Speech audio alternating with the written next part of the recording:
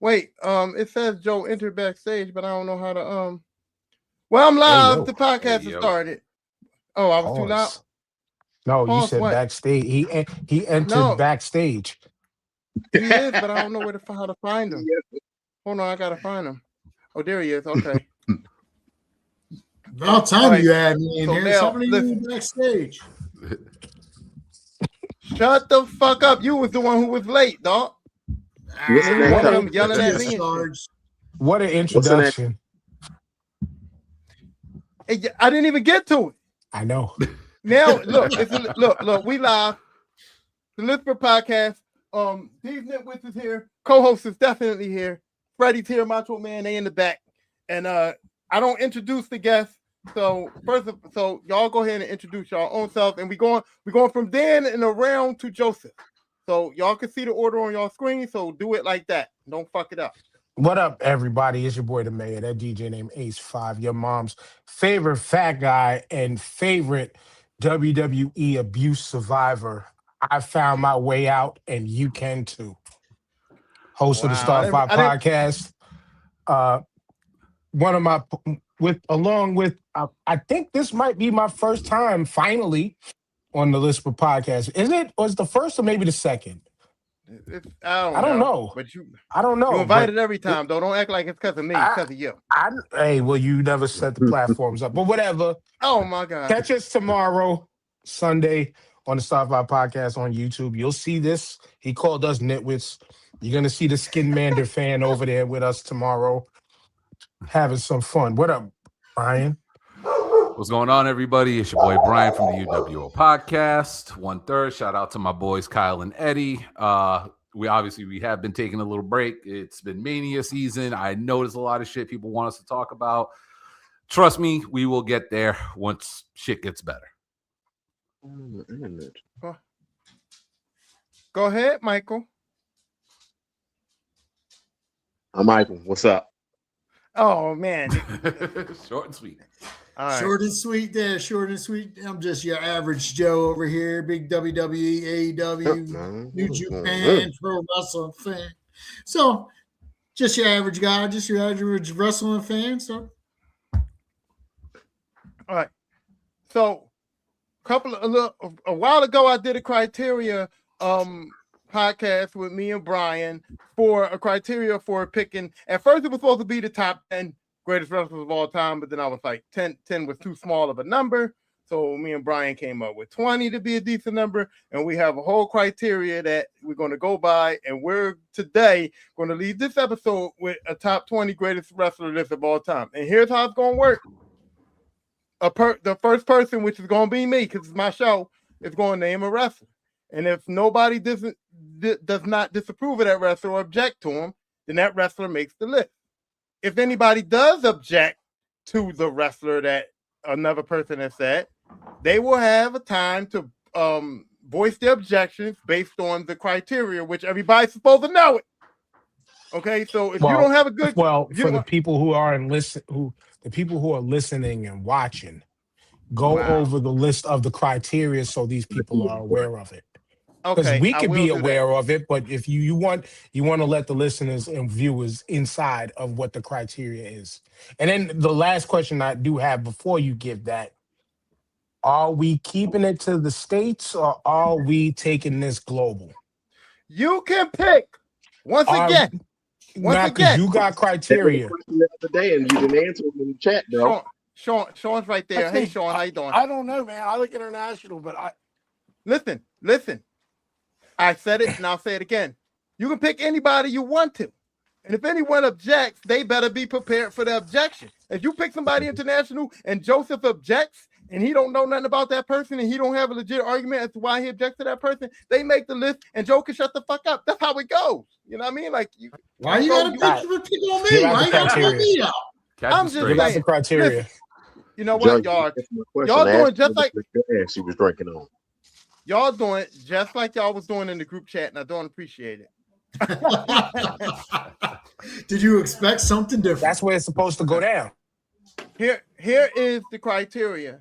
Okay, it's skill, promo ability, longevity, titles, pop, signature matches, versatility, and influence. Now, listen, when you pick your wrestler, you don't have to pick your wrestler and go down through this criteria. I'm just saying that the criteria is set for if the person who objects, they need to have a legit objection based on the criteria. That's all the criteria is there for. So that if someone objects, they can have a legit objection based on the criteria.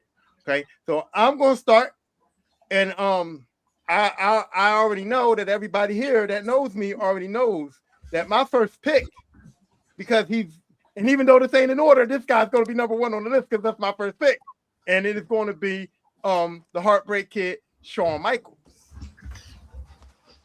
Okay. And I'm about to write them down. I mean, is anybody surprised by that one? No, nobody's surprised by that. I mean, but listen, he came out with a spade. All right, let's just say that. I'm writing them down, ain't I? I'm writing them down. He definitely led the hand with spades, and you're not supposed to do that in the game. That's what I think. Even though you picked a wrestler who probably would have called me a spade at one time. Oh, wow. Dan, this is not for your politics, okay? Do that. Of course, I know that because I am a real racist. Hey yo, it's coming up later on this show. I am a real bigot in red and yellow. That's coming later, but I'm not going against you. Pause. You got me. I'm between the two Shawn lovers too. I'm bowing out of that guy. Y'all know how I feel about him. Y'all got him. Y'all got this. Ready? Dan. Wait, Dan, it's your turn. No. Oh, I thought people might have objected. You're just running through this. I don't think you can object to Shawn Michaels. Right. You thought somebody objected to Shawn Michaels? I could, but I am not. I'm not. Right. So nobody is. But nobody had nothing to say about Shawn Michaels. Nobody. Okay. I was about why. This is what I thought we were. I thought we were having discourse about why I'm making this pick, not just dropping a name. That's why when you said the two Shawn lovers, I was about to explain because I don't like Bull, but he can be on the list. He deserved to be on the list, but I don't like him. Yeah. Well, I was gonna say I'm with Lisper. Shawn is my GOAT, and there are a ton of reasons why Shawn is my GOAT, in my opinion. Character-wise, he had one of the greatest quote-unquote face turns of all time by putting Marty Jannetty through a window. When you talk about the history of the WWE and the way that the company has progressed to where they are now, Shawn is one of the most influential in-ring competitors of that generation. Him and Bret Hart, pretty much everyone's trying to simulate what Shawn does. Like, if you look at Nick Nemeth, he is a common copy, more of a Mr. Perfect, but he's an amazing seller like Shawn Michaels. When it comes to the big man, small man dynamic, Shawn worked with all the best big guys in the late 80s and early 90s.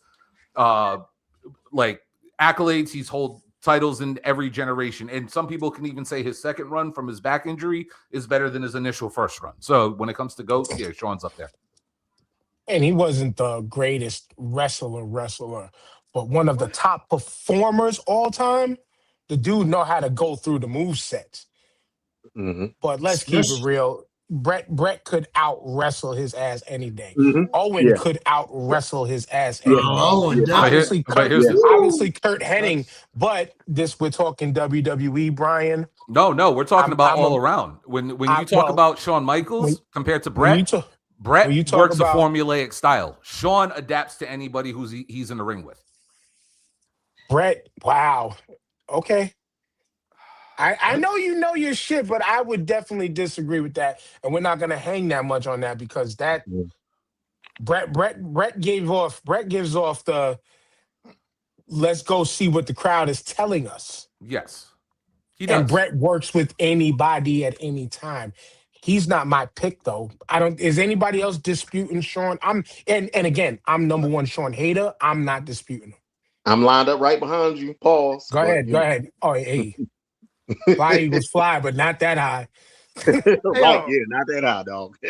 Dan, make your pick, because enough with the Shawn Michaels. Look, we all knew Shawn Michaels wasn't going to get objected to. That's why I just wrote him down so we can because I'm picking. Because I knew the haters was going to hate. Was going to hate. That's why I tried to skip over it. I tried to glance past it and get away with it. But here we go. Though, but it's your turn. Go ahead. My greatest of all time is Ric Flair, but I think this guy might be the greatest of all time, and it's Mitsuharu Misawa, one of the 4 pillars of heaven. I'm gonna write it down. You. I dare Mitsuharu. I know how to. I'm just making sure there's no L's in it and there's no spit in it. Look, I wrote it down. We got to see. Now y'all don't understand how much I'm enjoying this shit because it's his turn to host everything, and I get to act the fool this time. Are you implying that I act a fool on your? I've seen the story. No, where he steps out. We all act a fool. We all act a fool. Come on now. But I don't have to do the hosting duties. So y'all be mad. Y'all be mad because I be winning 4 against 1. I still be winning the show. You're right. I mean? But anyway, Mitsuharu Misawa. Again, one of the 4 pillars of heaven from the All Japan era. One of the 4 pillars of 4 of some of the greatest absolute fucking wrestlers on the planet. When it comes to Japanese wrestling, fuck your promo. You don't need all of that bullshit talking and telling your baby mama stories in the ring. They gave you real fight feel. They gave you real sports post-game match conversation where it felt real. It wasn't and your sneakers is untied and your mama's ugly. They didn't give you all of that. They gave you the actual sports feel. And this guy arguably has the greatest wrestling match in history, if not the greatest series of wrestling matches in wrestling history. But go ahead. You had your hand up. And that's where I'm not objecting, but I'm just saying that based on the criteria, you already see Dan think he's slick. He already covered what he knew I was going to say. You know what I'm saying? Because he knew that they don't cut no promos over there, and he knew promo was on the criteria shit. So he jumped the gun on the whole promo thing to try to diffuse any objections. I see what you're doing, smarty pants. No, because I wasn't diffusing it because again, I think he was pointing out what you were going to say. I was pointing out the style of promo was different. If you didn't pay attention to the path that I took, their style of promo was after the match, post-match, like sports interview. Okay. Don't let them not talk you into the building because they didn't need to talk you into the building. This and the Kings Road style of brought you into the building. Having the need to be there and see what happened next brought people into the building. This man is highly intelligent, and he knew that I knew about the Misawa. He knew I was going to say something about the promos. He jumped the gun on it. He got ahead of it, like some of these politicians should do. Get ahead of the shit. Like if your husband wears panties, get ahead of it. But did any of the panel dispute it though? No, because some of them can't. Because remember, we're not placing. You said we're not placing the top 10. We're not placing order. We're building a top 20. No. All right then. Even though Shawn Michaels was first on the list, though, y'all see that. I did that. But anyway. All right, Brian, it's your turn. I got a feeling I know who Brian gonna say, but I'm gonna just wait and let him. No, I'm gonna throw something different because I could go the easy route and go a predictable name. What I'm gonna do is what I'm gonna do is I'm gonna throw technically a younger buck into this little mix. I wrote Bret Hart down though. I wrote Bret Hart down already. Well, nobody said Bret Hart. Okay. Shut up. Yourself. Long as Brian you did. knows what I'm talking about. Oh yeah. I'm gonna throw out there for my contribution to this Samoa Joe. So does anybody have any discretion with that? Or hell no. That? If we're reworking this list, I love Joe. There's plenty of people that could go over Joe. Mm-hmm. If nobody mentions Kenny Omega, then I will eventually. But like it's when you're talking Joe, you got to get that high, in my opinion. You got to get close to Kenny Omega high. Okay, I like that pick. I do like that pick. So I'll save the argument if somebody wants to remove him later on while we get further down onto the list. No, I want to object right now. My hands up. Okay. So who would you have against my Samoa Joe? I'm not saying who I would have against him. The objection is on it. Listen, Samoa Joe, I don't know. Skill level, I don't know, but we can. But I'll digress on that. But thank you, Michael. We did the same shit. But titles, I don't know about in versatility. It's Samoa Joe versatile? Because for me, it was just like he's just that brawler ass dude. I don't know where the versatility is with Samoa Joe. I just see Samoa Joe as like a Jacob Fatu, like a Umaga, like a brawler type dude that just sometimes pulls a match out of his ass. I don't think Samoa Joe. ROH Brian talk to him.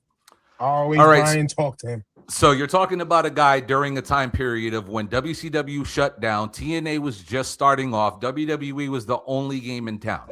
Samoa Joe was the biggest independent wrestler out there. He made a name for himself, holding the Ring of Honor world title for damn near almost 4 years, similar to what Roman Reigns has done.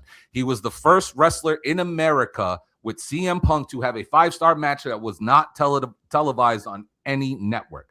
He was the guy who put Ring of Honor on his back. And at the same time, during his Ring of Honor run as world champion, signs to TNA. Then goes out there. And by the way, he was a Triple Crown champion in Ring of Honor, tag teaming with Jay Lethal and also winning the Pure Championship. Also, all lengthy runs. Then goes to TNA, does a similar unstoppable streak on TNA at a period where that company was starting to grow, when they were just integrating all of the former WWE names that were coming in, such as Kevin Nash, Scott Hall, X-Pac 6, whatever you want to call him, Shawn Waltman, had a major feud with Kurt Angle, had 5-star matches in TNA, had 5-star matches in Ring of Honor, went to WWE. Yes, we all know how that system looks in this current modern era, so Joe was never truly going to get over. However, goes out there, has a banger match with Brock Lesnar, is put in the world title picture, won the NXT World Championship the day before a house show in Massachusetts that I was going to. You want to talk about titles? The guy has held them in every single company he's been in. Also, a 2-time AEW world champion and currently working in AEW. So you want to talk about title rings? The guy wins belts everywhere he goes. I just wanted to add, endless. Please note, only the WWE was the one company that tried to slow him down. And when you want to talk about versatility, the guy works with every style of wrestler. He can work with a big guy like Kevin Nash. He can work with a small guy like Amazing Red. He can go on and have cage matches where Kurt Angle's that will go like 60 minutes if need be. Like, the guy can work with, again, when we talk about the best wrestlers, it's not just I'm good at one thing. It's I am able to work with anybody, draw money with anybody, and you can put me in the ring with any person that you want to come up against, and I will put on a banger. And that was the best Kurt Angle, Perk Angle. Which we now have to call Peak. All right. Okay. I said what I had to say. Nobody else objects, so I guess Samoa Joe is on the list, and we're going to move on. No, I think you covered it. Okay. I'm just saying, I don't know. That's just my personal opinion. I knew all the things that you said, but for me, I was just like, this dude's just a brawling ass dude, and I don't, I like Samoa Joe. I'm a fan of his, but I just thought, just the brawling, and that's all he was to me. Was his nickname is the Samoan Submission Machine. Yeah, Tyrone but that's hates fat people. I do not, Joseph. Yokozuna will not make this list. Why did he point you out again? Yo, one of my favorite people in the planet used to look like Samoa Joe on the MJF. Let me just say something. Joseph is one of my favorite people on the planet. And y'all may not know that my man was an Andy Reid clone for a few years, okay? So you can't say that I hate fat people. No, not only that, this fool used to call me Bubba Ray Dudley. I forgot all about that. Shut up, Divine. You right next to him. Get the table. Oh. You got your glasses on and all. You You're just missing the tape. You're just missing the tape. Lord. Put the tape on there. Speaking of that, go ahead, Michael. It's your turn. Oh, you know who my pick is, but I know you got some grievances, but so what, man? You know that's always been my guy since childhood. The Taker, man. He ain't got everything, but you know, he got enough. Top 20 gimmick of all time might be number. This is my objection. Not the best wrestler, but know how to get the job done with anybody. Mm-hmm. Probably possibly the best gimmick of all time. Mm-hmm. Gimmick.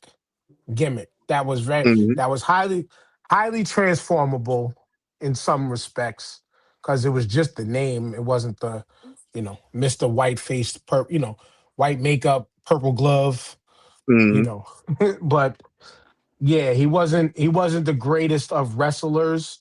And I'm going all the way back to even me, Mark Calloway. But you're good enough when, and I was just hearing this story the other day, when your first ever match was against Bruiser Brody. And Bruiser Brody says that this kid got something.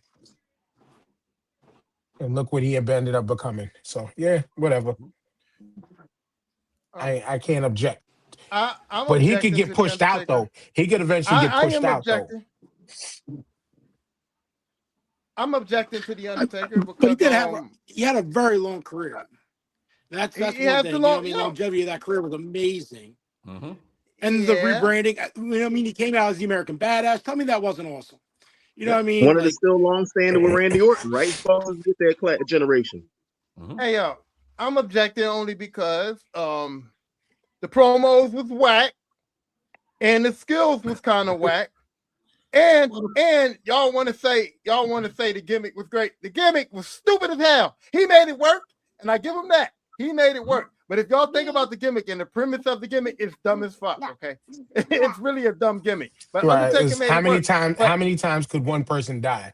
And they never said he was the guy with 9 lives like a cat. So pick me. And how good? And how good was? Hold on. Kenny has died over 27 years straight on South Park, and he's still going. And how good was the gimmick? How good was the gimmick we could redraw? See, but we could redraw Kenny. And how good was the gimmick when he had to change it? He had to change his image like 3 times. Okay, so skills not that great, promos not that great, and the thing y'all riding on is the gimmick. And the big thing y'all riding on, and me and Joseph, we talked about this on our on our show with the Undertaker being overrated, was the streak was not that good. When you look at the 21 people that he beat during the streak, half of them were garbage. Let's just be honest. So it's not the wins, it's the opponents. It is the opponents. To me. Is a win not a win? Come on, man. A win. So if you beat like a Hulk Hogan or like a Shawn Michaels or somebody, is that the same as beating like fucking Kamala? No. Listen. Don't act like it is. Listen, if your Lakers was in the finals against the Washington Bullets and y'all dog walked them, you're gonna still be like, we are 20-time NBA champions. No, I'm not. You're still a champion. Michael, what do I say? Michael, what do I say about that bubble chip? Come on, man. I don't even want to hear it. Michael, what do I say about that bubble chip? Discredit my guy. No, sir. Not letting you do that. No, we ain't talking about championship no is more. A championship. A championship Michael, is a championship. That's do right. I approve? You know what I'm talking about. Michael, do I approve of the bubble chip? Yes or no? No. Nope. I know you don't. I know exactly. You don't. But so we remind you week in and week out, it's still a championship, right? So it doesn't matter. It's because he discredited my boy LeBron James. 100%. I know this. But the point of the conversation is you defeat who's in front of you. Right. If that's who Vince chose to be in front of him, those people were in the right spot at the right time. Yep. We can't help but choose their opponent. They were that guy of that moment for whatever feud that happened. That's it. Because now you're talking. Oh, if you're talking that whole rest of the career shit, then everything we said about your fucking favorite Terry Bollea, I'm shitting all over. When his name comes up, I'm shitting all over it. So I'll just keep that same energy. Keep that same energy when Terry Bollea's fucking name comes up. His name. Man, I kind of just want to say his name next just to get you all riled up. No, Joseph, don't you dare. Joseph, make your pick. Just make your pick. Go ahead, dog. It's on you. I gotta go with the Nature Boy, man. I gotta go with the Ric Flair. Woo! And nobody should be saying shit. You're going to write him down, dog. Let's put him on. I already wrote him down. I'm not saying nothing. I don't know if somebody got something to say. Okay. Well, Sean, the Nature Boy, I'll be honest. Here we go. The Nature Boy was a tough sell for me when he was in WCW. That's the only thing I got going on. What about NWA? Tell us why you saying that. I didn't like the gimmick. You know what I mean? I just thought it was like when they talk Hulk Hogan. You know what I mean? You took your older, already established wrestlers, and you just got it for the views. I didn't like how he was portrayed. I can respect you saying that. Yeah, but his whole body of work. Right. Pre-WWE, when he was going against Rowdy Piper. Mm-hmm. Who was the name? I missed it. Oh, we're talking Flair. It's kind of like when they took, the GOAT. They got Hogan in WCW. He goes heel. You know what I mean? They try to do the same thing with Flair, and it kind of doesn't work. You know what I mean? It but that's the company's direction. That's fine. Really, but that was my one qualm. That was it. You guys asked me about it. That's all I'm saying. Yeah, short hair Flair. When they made him cut the hair, that was. I'm on my way out. WCW was already become a toilet bowl of a company and didn't know how to run shit at that time. But when you're talking about, again, the promo, we don't even have to mention that shit. Oh no, that's number one. When you're talking about the style, he was I'll see you in the ring and we'll discuss it out there while it's active.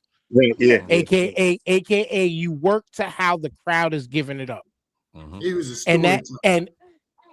And style of wrestling, he could, I mean, everything but quote unquote lucha style, he was able to do. How many people had as many 1 hour Broadways as him?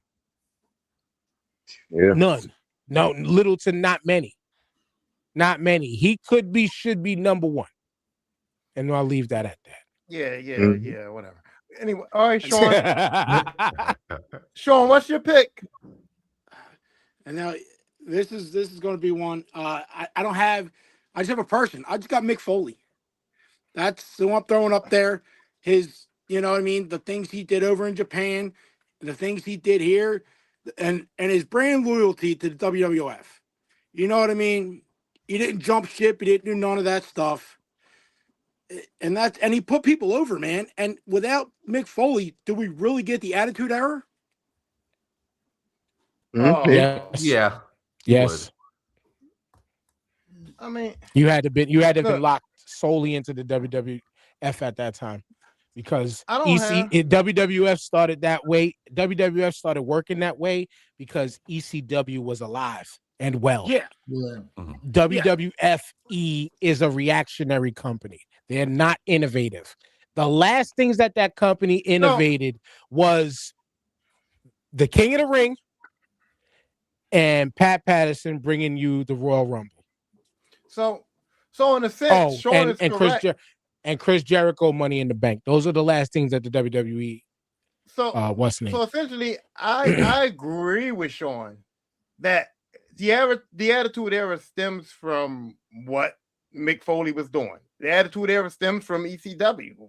To me, it did, because ECW was doing all that kind of stuff, and I firmly believe that WWE stole from them, and I firmly believe that one person that may make this list stole his whole gimmick from somebody from ECW, but we'll talk about that later. But I'm just saying that there's a man. Shout out to Mikey Whipwreck. There's a man that's going to make this list that stole his shit from ECW, and I have no objection to Mick Foley making the list. I don't have an objection. However, I feel like if Foley goes on the list, I know somebody who could take his place through history, and it sucks because their history ties very well together. But I'll save it in case I throw him out next. So, all right. If I think I know where you're going, I'll say it. Go ahead, Tyrone. I mean, well, y'all know where I'm going. Garbage. Because, what?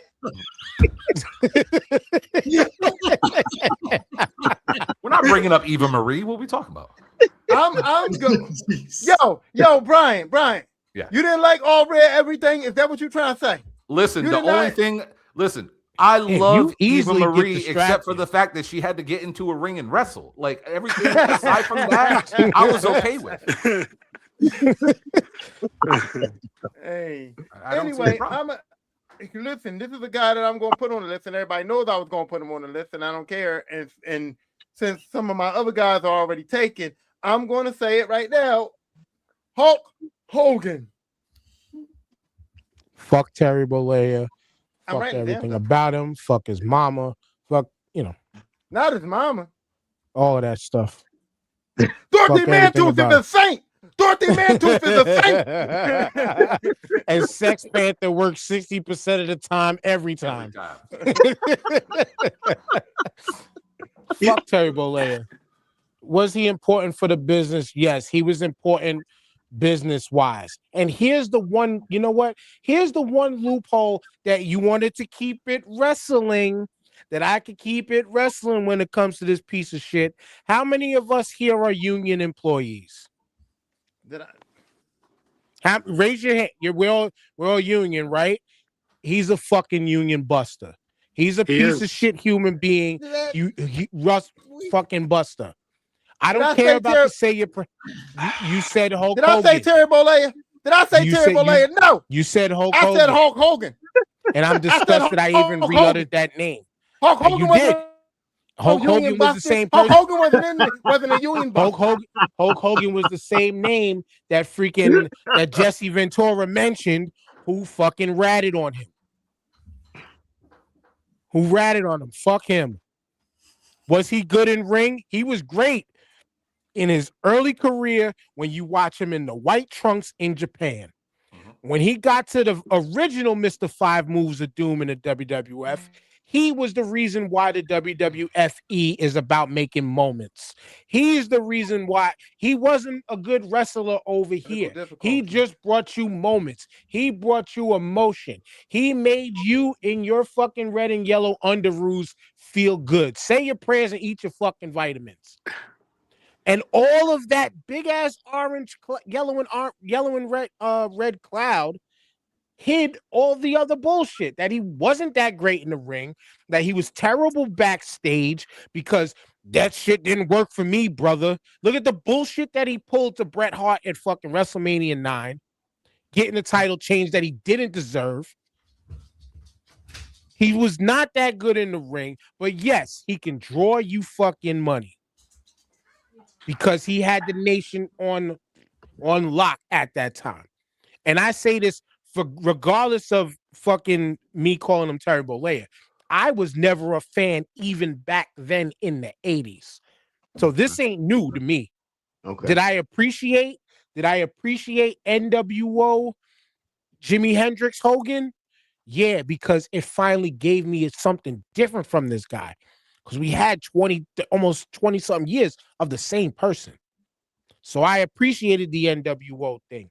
But it was still same shit, different toilet, just in a different color set of underoos. That's it. Yo, you can bring up all the big shit. I'm done. That's my answer for why I wouldn't put him. But does he belong? I can give it up. I still had to let that venom out. Venom out. Is he a good enough fundamental wrestler to make the list? I mean, we're talking hell no. Not top 10. No. Maybe, wait a minute. I can agree with all those things that was just said. Terry, in his younger years, if he doesn't slam Andre, there's no career. You know what I mean? He had to get put over to be big, and then it's all the old gimmicks, and he's really not that good of a wrestler. Right. He's just not. And you mentioned, I'm glad you met. I didn't want to cut you, but I'm glad you mentioned the Andre body slam.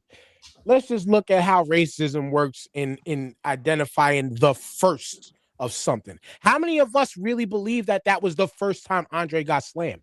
No. Okay. Because rest in peace to Mr. James Harris, aka Kamala. He did it several times before Hogan did. But there was a lot of indie shows that he was doing back in that time too. Yeah. And he didn't give it up, and Andre didn't give that up to, and he didn't give that up to just anybody. Which let's understand how special that is. He did not give that up to just anybody, but to have allowed Kamala to do it on several shows well before the WWF situation. This goes to the genius of Vince and allowing the world to think that that was the first time that ever happened. Dan, correct me if I'm wrong, though.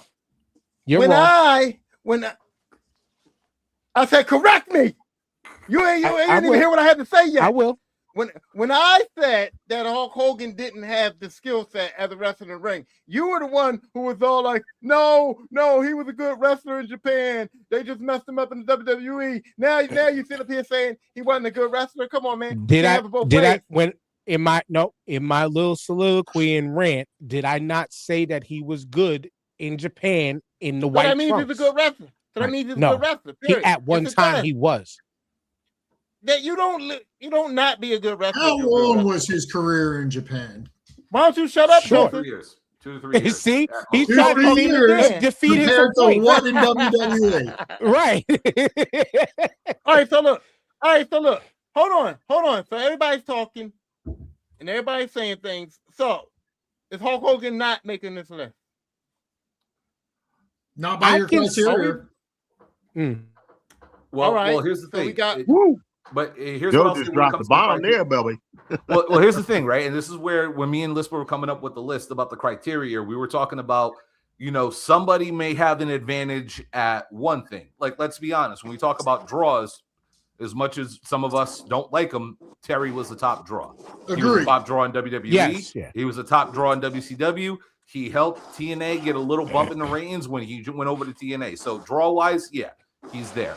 When it comes to promo, Terry was there. He was always a good promo. That's subjective, but yes. But you know what I'm saying? What? Like he has memorable promos. He has memorable moments and stuff. Yeah, he has very Yeah. When it comes to cultural impact, say your prayers, eat your vitamins. Jimi Hendrix, Hogan, like he is upper tier in those categories. Where as a wrestler, if we're talking about just pure in-ring ability, he's really not going to be that high on this list. He may be number 20 out of the other 19 names we throw on there. However, with the criteria, he is higher up and elevated on a lot of those other topics in the criteria. So for me, he would be on this list. That's just my perspective. With all of everything I said, yes. He makes a list because of what was set up. But I had to remind Tyrone, you can't just gloss over the bullshit because of the criteria. I understand the criteria is legit. And yes, I can give it up enough to say, yes, he belongs. Yes, Shawn Michael Hickenbottom belongs. I'm sorry. Yes, they belong on these lists. But here's why a person like me could keep them out of it. But do they belong amongst the masses? Absolutely. Can I fight you on it? Absolutely. But I can give it up also. I can understand when to give it up. I got a question for y'all. So it took me some years to feel a different way about Hogan. And I guess my question is, like, did y'all not realize certain things about Hulk Hogan, that he wasn't like a great wrestler until like we got grown? Because I never looked at that until like I really understood what a real wrestler is and what we see is textbook definition of real wrestlers. You know what I mean? Like, i.e. Dolph Ziggler, Randy, The Rock, Kurt Angle. You know what I mean? Yeah. We know what real wrestlers are. No. See, my thing was, I was brought up watching NWA Right. my Same. grandfather had Prism.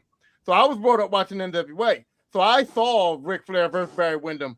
I saw Ric Flair versus Ricky Steamboat. You know what I'm saying? I saw wrestling. And then I also saw Macho Man versus Ricky Steamboat in WrestleMania 3 in the WWE. So I already knew Hulk Hogan wasn't doing what they was doing. So for me, I knew that Hulk Hogan wasn't the wrestler. You know what I mean? I knew that there was wrestling out there that Hulk Hogan wasn't doing. You know what I'm saying? But that was me. But Hulk Hogan, the character, was still big enough for me to say, like, he's still better than these dudes, even though they doing more in the ring.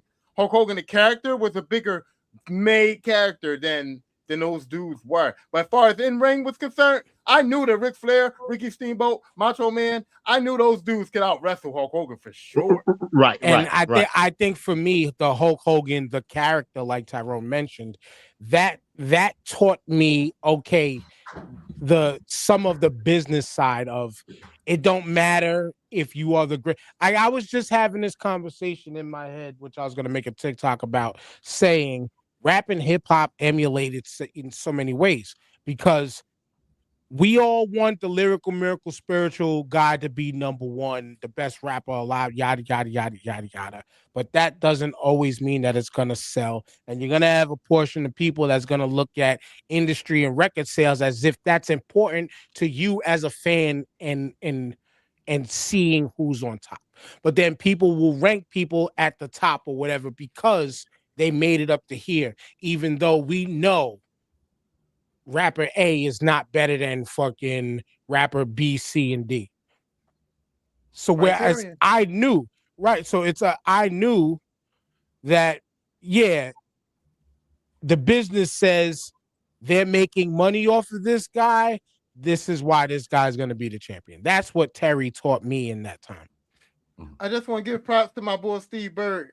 Sean knows him. Steve Bird, he's another power driver. And he thought earlier we were talking about Hogan. So he said, yeah, he makes the list, but he said, though, he only had 3 moves. So I just wanted to make sure I got He was the original 5 moves of doom, I would say. He was the original 5 moves of doom. The leg drop, the big boot, maybe it was only 3. Maybe a press. If that. No, not a press. It was the body slam, the big boot, and the leg drop. That was it. And the Hulk up. Yeah. That wasn't the Hulk up wasn't a move. That was just... Oh, it was in every single match. All right, Dan, it's your pick. Okay, so I mentioned the name before, and I'll say it again. When we're talking young greatness, I have to mention Kenny Omega. Kenny Omega. This kid is, when we say generational talent, i.e. like a LeBron James, he's a fucking generational talent. He's a guy who can go in any era. He's a guy who can talk in any era. You might not like the depth and inflection and his vocal tone, but go see what he did in Japan. And he might have sounded like a nerd then. He might have sounded like a nerd then, but he made that shit work in the crowd. And versatility. He can cut that promo in Japanese fluently and in English. Wrestling style. He can do that Japanese style. He can go to Mexico. We've seen the belt collector gimmick and him go around and actually get over talent in each other company, show the WWE what a real working relationship is with Impact TNA, but I'll digress on that. This dude, there really isn't anything that he can't do. He just doesn't have the big man size. But if he was the size of a big man like a Vader or something, he could do that shit too. And then to be one of the last few wrestlers to actually have a finish that means something when it happens, that's something that you and Brian didn't bring up in the criteria list. Having a finisher that actually fucking means something.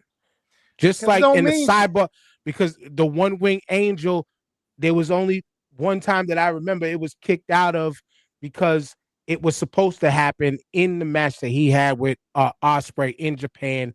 There was reason for it to happen in that match. But generally, nobody kicks out of it. Somebody just tried to use his shit in freaking in WrestleMania the other day. Glad that person kicked out of it because bitch, you wasn't supposed to use it. You know what I'm saying? He made that shit meaningful. Like, and I say that because the last time somebody made a real finisher meaningful and actually be a finish, I can only think of Jake the Snake Roberts.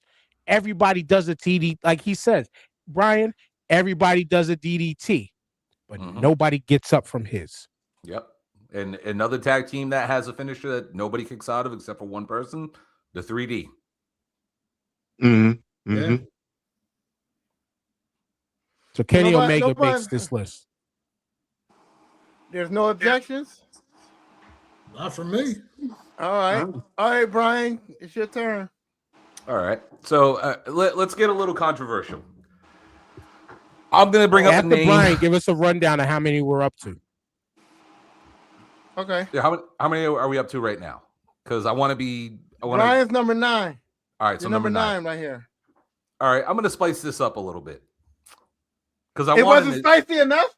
Oh no, because I want some objections. I think he's all. Go ahead. I want to throw out there the legend, Terry Funk. Thank you. Ooh. I mean, if Mick Foley makes the list, Terry Funk has to. That was the name earlier when we brought up Foley. I didn't want to go against Foley because I wanted to save this name. Because again, Foley I believe should be on this list as well. But if we're gonna talk about Japanese death matches, you want to talk about cultural influence, a guy who brought a completely different style to America that was popularized in Puerto Rico, went over to Japan and became a huge success. And when you want to talk about him in the States, from World Class, Mid-South, WWE, ECW, we'll throw a little bit of his WCW run in there too, but yeah, it was there. The guy could work any style. He could go with the technicians. He can do the 60-minute Broadways with Flair, but he can also go over to Japan and fight with Onita and put on a bloodbath, have some of the wildest death matches you will ever see, but can also come out here and help promote and school the younger wrestlers. Wait. For me, Terry Funk. I knew that was the name. I knew that was the name you were holding on to, and I was letting you have that. Thank you. You want to go? Go ahead, Tyrone. Go ahead, Tyrone. Sean can go. You don't hold. This ain't your show, Dan. No, I know you were talking. He's the captain now. You were the last one talking. My bad. Is ahead, championships, and he was not as polarizing or as popular as, you know what I mean. That's it. All depends on when and where. All depends on when and where you were watching. It all depends on when and where you were watching. Because Terry, I get now, Tyrone. Go ahead, and I'll wait my turn. I'm sorry. No. That was that's what I'm saying. If I don't know if Terry Funk makes this list, only because if we're gonna put Terry Funk on, we're using Mick Foley as the barometer or so to say of Terry Funk, right? And no, that's what they're saying. If Terry Funk makes the list, if Mick Foley makes the list, Terry Funk makes the list, and blah blah blah, and everybody's doing that. But I'm saying that if Terry Funk makes the list only to pull Mick Foley off, I'm keeping Mick Foley on because you want to mention Terry Funk's WWE run, which was not very successful. You want to mention Terry Funk's WCW run, which was not very successful. So I mean, Terry Funk didn't make it to the heights of success when he got to the big time, so to speak. And so that's where I kind of go, I don't know if he makes this list because he didn't get big time enough when he got to the big time. You know what I mean? So that's what bothers me. Terry Funk was 176 years old when he made it to the big time. Hey, well, if you don't get to the big time, but wait. You don't deserve to be there. No, Terry Funk created. Terry Funk was a part of the foundations that built the big time. Keep it fucking 1,000. That's exactly what I was going to bring up. Go ahead, Brian. Because which run of Terry Funk are you talking about? Are you talking about the 1990s Terry Funk run, or are we talking about the late 70s when he was down with Before it was WCW when it was Jim Crockett and him and Flair were main eventing and he was winning titles? Or are we talking the late 80s or the mid 80s when he was battling Hulk Hogan? I always bring up my first Saturday night's main event was the very first show I ever went to was the night that Ricky Steamboat got DDT'd by Jake Roberts on the floor and they stopped the match midway. The main event of that show was the Funks versus Hogan and Junkyard Dog. So Terry Funk was a main eventer everywhere he went. If you're talking about his later run in WCW, yeah, it wasn't as good. If you're talking about Chainsaw Charlie in WWF, yeah, it wasn't that good. But if you're talking about the earlier years of Terry Funk, when he was a pillar, like Dan said, for what Jim Crockett turned WCW into, or if you're talking about the international aspect, he was one of the first major foreigners with guys like Brody and guys like Stan Hansen and Vader who were going over to Japan. And when you talk about influential, he was the guy who was the quote unquote veteran of what ECW's biggest period was. So when you want to talk influential, with all due respect to Foley, and Foley is what Terry Funk was on the mainstream, but Terry Funk was doing it before wrestling became as mainstream as what it was. And I don't want to take Foley off the list. I'm just saying quickly glossed over his importance just to the state of Texas alone. At one time, it was the Funks, then the Von Erichs. Mm-hmm. And then there was times when it was the Von Erichs, then the Funks.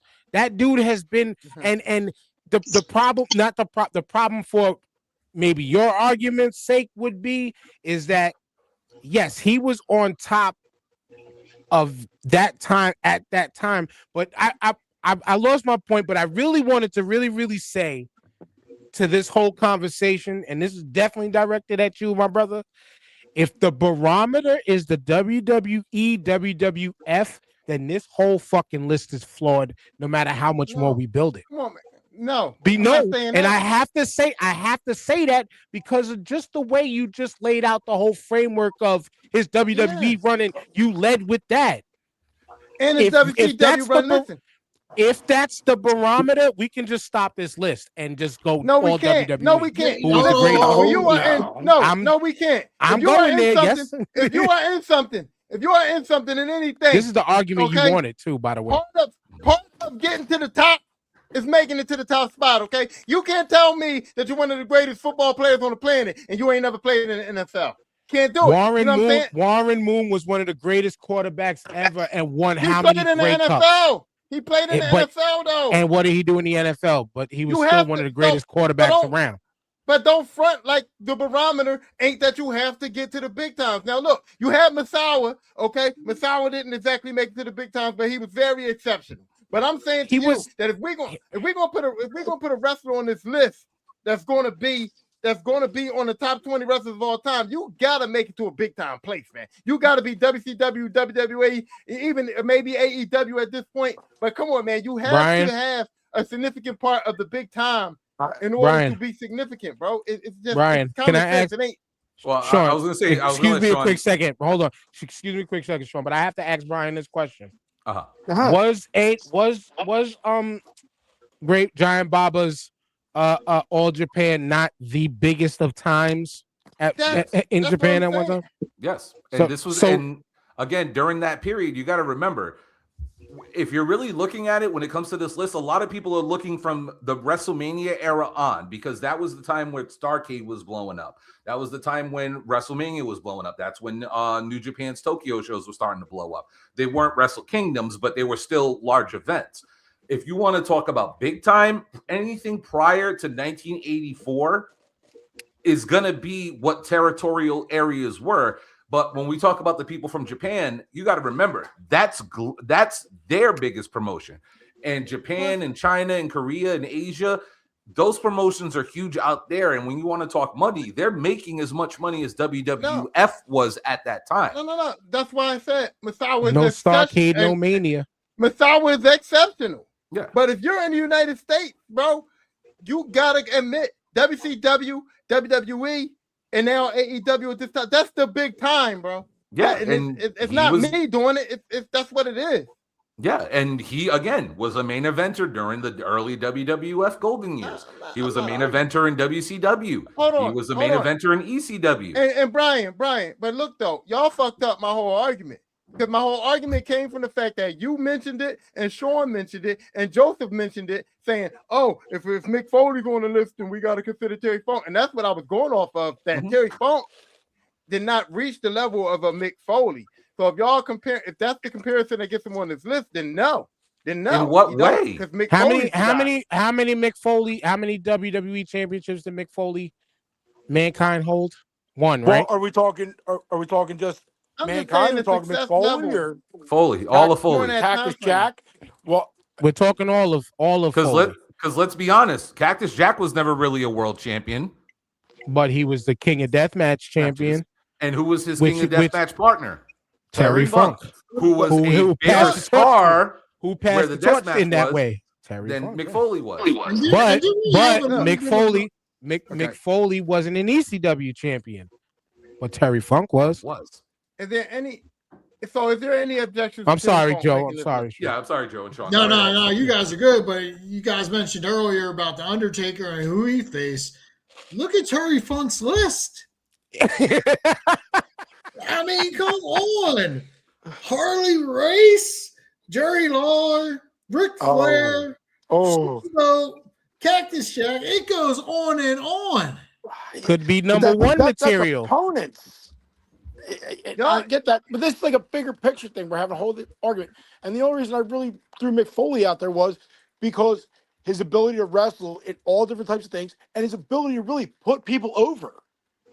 You know what I mean? Same with Terry Funk. That's what it was. And his promos were fucking weird and quirky, but nobody's ever going to say, "Oh, Rock and Sock Connection was not a great promo." You know what I mean? Like, let's 100%. But Terry didn't have that. Terry didn't have somebody that he could put over like that. You know Terry what I mean? Funk literally put every single one of those names that Joe just brought up over. They were better than him. Well, you don't become better than if you don't. I'm playing. All right. Yo, all right. So Terry Funk makes the list, but I'm just saying that he's going to get pushed out. I made my objection based on you guys making the Mick Foley comparison, and for me, Mick Foley makes the list more for me than Terry Funk does. But I'm putting Terry Funk number 9. Are we going on? I thought this wasn't in any order. No, I'm talking about number 9. No, he's not number. It's the ninth name. Come on, you put your fucking sexy boy Kirk Hammett up top. You put your sexy boy number 1. No. Come on now. Terry Funk is number 9 on the list because he's the ninth. He's the ninth pick. Nigga. He ain't number 9 on the list in our order. He's just number 9 on the list because he was number 9. Yes, Tyrone. I'm sorry, Michael. It's your turn, brother. No, I just love. Y'all knew him longer than me. I just love. Don't y'all love ruffling his feathers? Oh yeah. He deserves to have his feathers ruffled. Hey, but you know, if it wasn't one of y'all, somebody might get punched in the mouth. You know that. At least that's what I want to know, since you said it's not in order and they brought that up. What number did you put Ric Flair at? Ric Flair. He was the fourth person. Yeah. He's just entering it as we go along. Yeah. What number did you put Taker at? Taker was at 4 because you picked him at 4, bro. What are you talking about? It just so happened you put that son of a bitch at the top. Okay, all right. I put him at the top because I was the first pick, and I did that on purpose. Yeah, he did that on purpose. Yeah, I milked that cow. I set that up. I did. Okay. But from here on out, though, the order is what the order is. So if you want your guy to go higher, whatever guy you want to go higher on the list, you need to pick that guy right now because he's gonna be top 10. You're not doing that to us. No, we're not going to rank all 20. That'll be a whole different conversation. No, Brian, when we had the criteria episode, we literally discussed that there's no way we could do a ranking because not at all. Right. So we just got to come up with a solid 20. Yeah, right. So Michael, go ahead. He just had to make his sexy boy 1. That's all. I did 100%. because I knew y'all Shout was out to going Kirk hate. Cameron. Shout out to I 3 knew I chicken was wings and a dealing with. Corolla. Yo, Kirk Cameron's still fine, and I said it. Hey, Nigga. 3 chicken wings in a Corolla worked every time, right, Lispa? Right? Yep. My bad, Mike. Go ahead. No, this is great. My pick is the rival to your boy, the excellence execution, Oh man, That's who it is. Okay. And we know we got an objection. Just go ahead, Tyrone, and go on and just say all the shit you always say. Go ahead. I wanted to Don't beat him mean on nothing. that real quick. So Bret Hart as a promo, me and him had a little debate about that recently. Like Bret's promos were just purposeful and to the point shit.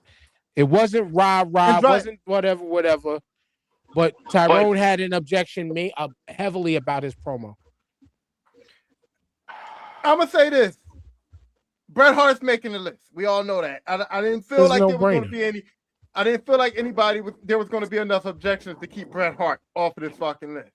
But for me, I never wanted to see a Bret Hart promo. My man was dry as fuck. I'm sorry to say, but Bret Hart to me on the promo was dry as fuck, dude. Like, I just wanted him to hurry up and get to the excellence execution part so he can shut up.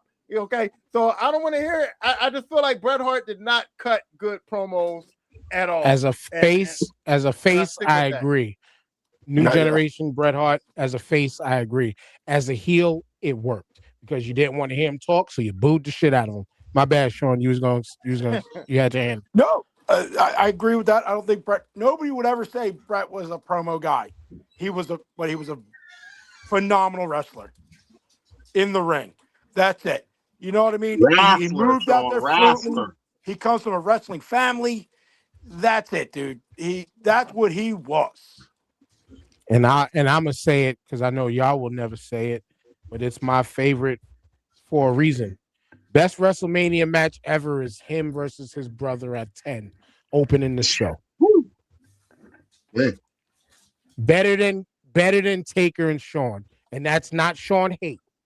And this was on the same. And this was on insane. And this was on the same show as what people claim is the greatest ladder match ever. Owen versus Bret was the best WrestleMania match ever, in my opinion. And I say that the Shawn Michaels versus Ramon ladder match was better than the Owen Bret match. I'm sorry, and that's not Bret Hart hate. That's just me. Razor Ramon and Shawn Michaels in that ladder match was better than I'm gonna Bret have to Hart go back Owen. and revisit that match. Yeah,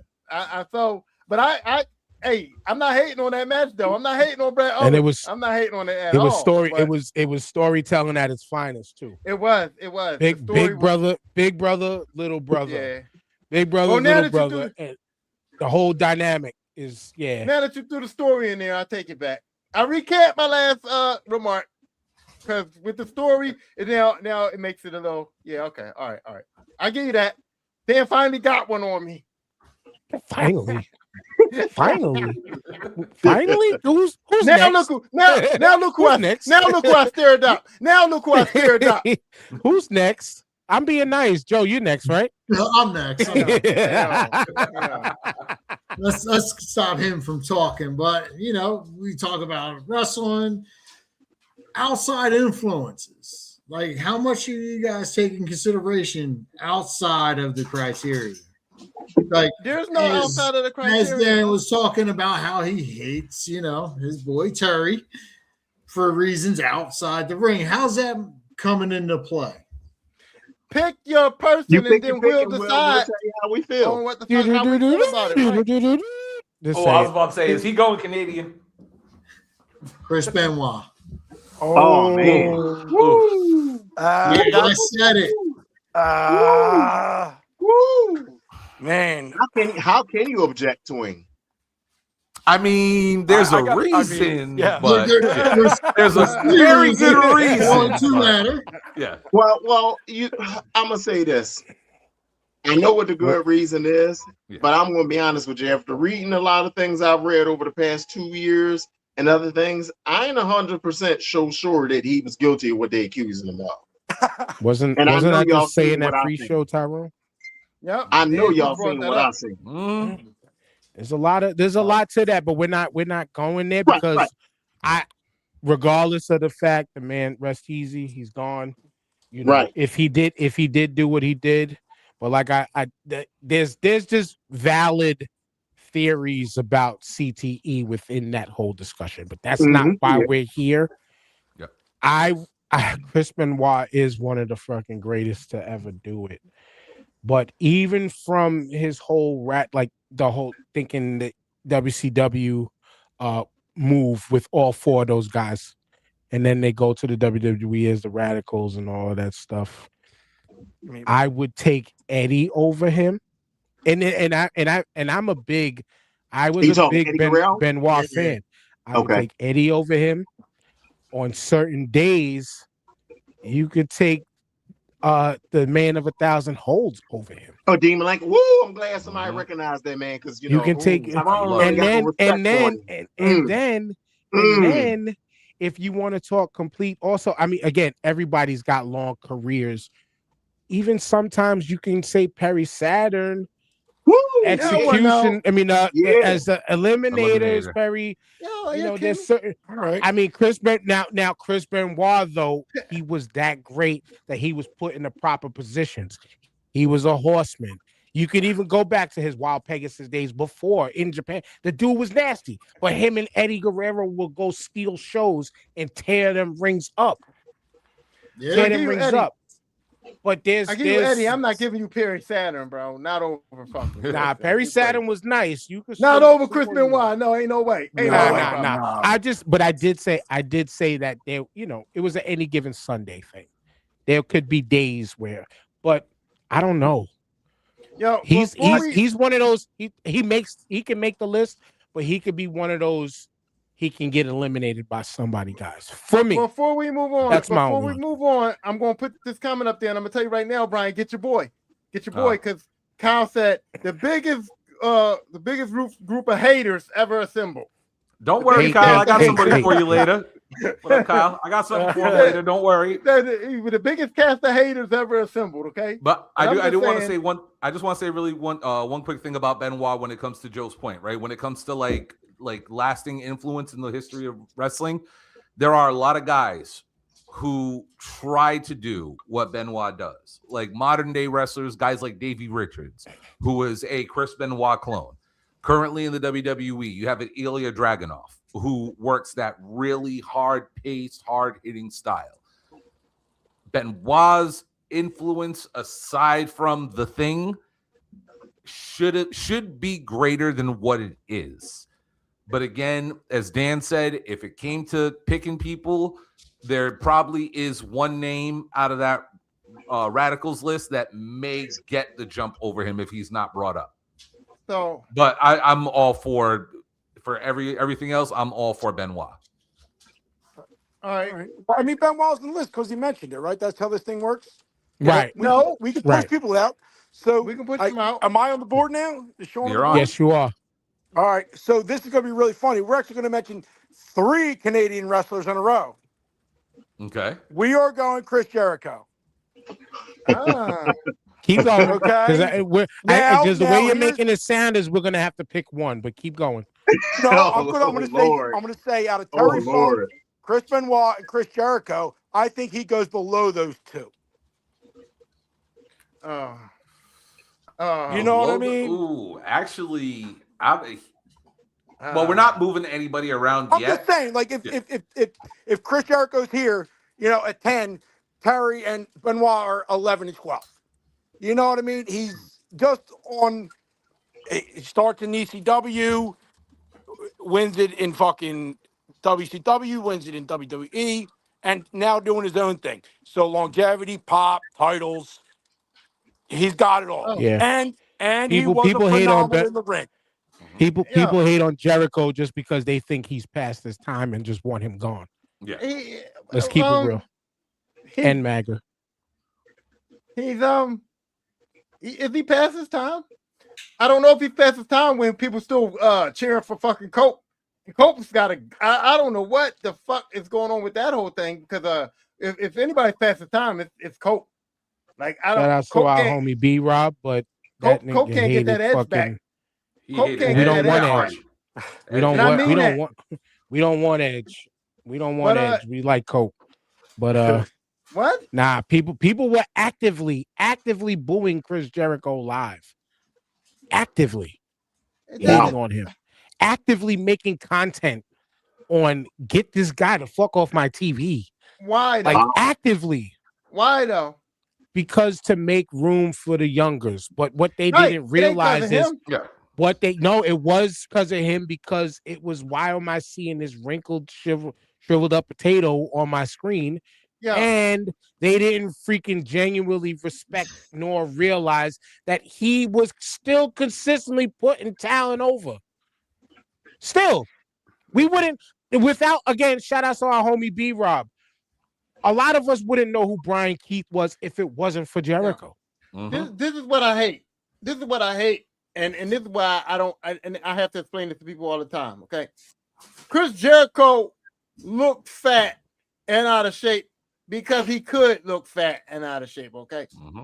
Like, if my man wanted to go work out and wanted to stay in shape, he could have. But AEW said, hey, come as you are. AEW was like church for Chris Jericho. They said, hey, listen, man, come as you are. And he came as he was. But when he came, like you said, Dan, he didn't come to be the top guy. He didn't come to be Chris Jericho. He didn't come to be that. He came to teach and put over the younger talent. And that's what he was doing. So he was You're like, using logic right now. I got my band. Using hate. I know, but he's like, I got my band. I got other stuff going on. Hey, maybe I don't have time to work out, but I still know the moves. I still know the wrestling, and I'm still a big enough name that if one of these young guys beats me, it gives him his props. It carries him over, and it makes the business better.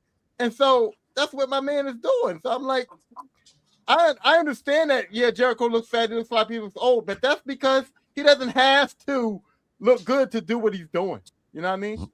I'll throw this out there too. When it comes to this entire list, Chris Jericho is the most successful wrestling chameleon ever because he can adapt to any situation. I just have one thing to say. Is there any dispute that Chris Jericho would be below Terry Funk and Benoit, right? So I think not below. No, he would be above Benoit, but not over Terry Funk. Yeah, that's what I mean on the list. Like if it was one, you know what I mean? Yeah, that's if we were ranking everybody. I don't think we're going to be ranking. Stop talking about he definitely deserves to. He definitely deserves to be on this list, in my opinion. All right, and now it's my turn, and now I'm going to say that I know that most of you may hate this guy. I know most of you may hate this guy. I know most of you may try and fail to keep this guy off the list because he belongs on this list. Okay, George the Animal Steel. No, not George the Animal Steel. The Boogeyman. Okay, listen. Gobbledygooker for 1,000. I'm gonna just say this: my man's awesome. Okay, the Shock and it's Master. the Miz. It's the Miz. No, he's off. He's off. He don't make this list. You can say whatever you want. He don't make this list. I'm putting the Miz on. I'm already objecting. Sean is already objecting. How many other people do object? I'm gonna let y'all have this one. Because I just want to hear. Because I want to hear what they're. Brian, that sounds like you. Go ahead, Dan. I want to see how this one goes. Go ahead, Dan. Go ahead, make your objection. Go ahead. No, that's it. I object. All his work. What do you have to say? Listen. This is you mentioning the Miz proves my point that you're building this list with the barometer of the WWE is your north star on this. I'm not. I'm building this list on the barometer of my criteria. The Miz had only did this. The Miz what? For 20 years, successfully in 20 years, in one place, nowhere else. Did nothing else. Yes. Take him off the list. How? Yes. How does that negate? Because he ain't stayed in one place. Because he couldn't carry the same aura elsewhere. Where did Shawn Michaels go? I don't rank him as high as y'all do. That's Shawn Michaels on the list. But Shawn Michaels makes the list though. That's y'all. You were number one. And actually, you're wrong because I remember where Shawn Michaels started from. Where? And I've seen him. I forgot. Yo, I've seen him work. I've seen him work in another company. Is the point? I've seen him work in the territory system before. That means something. That means something. That means something to me. Miz came along when Miz came. Yeah, whatever your argument is for me, go ahead. No. That's my So argument. your only argument for the Miz not being on the list because he didn't work nowhere else. He didn't work nowhere else. He didn't work nowhere else.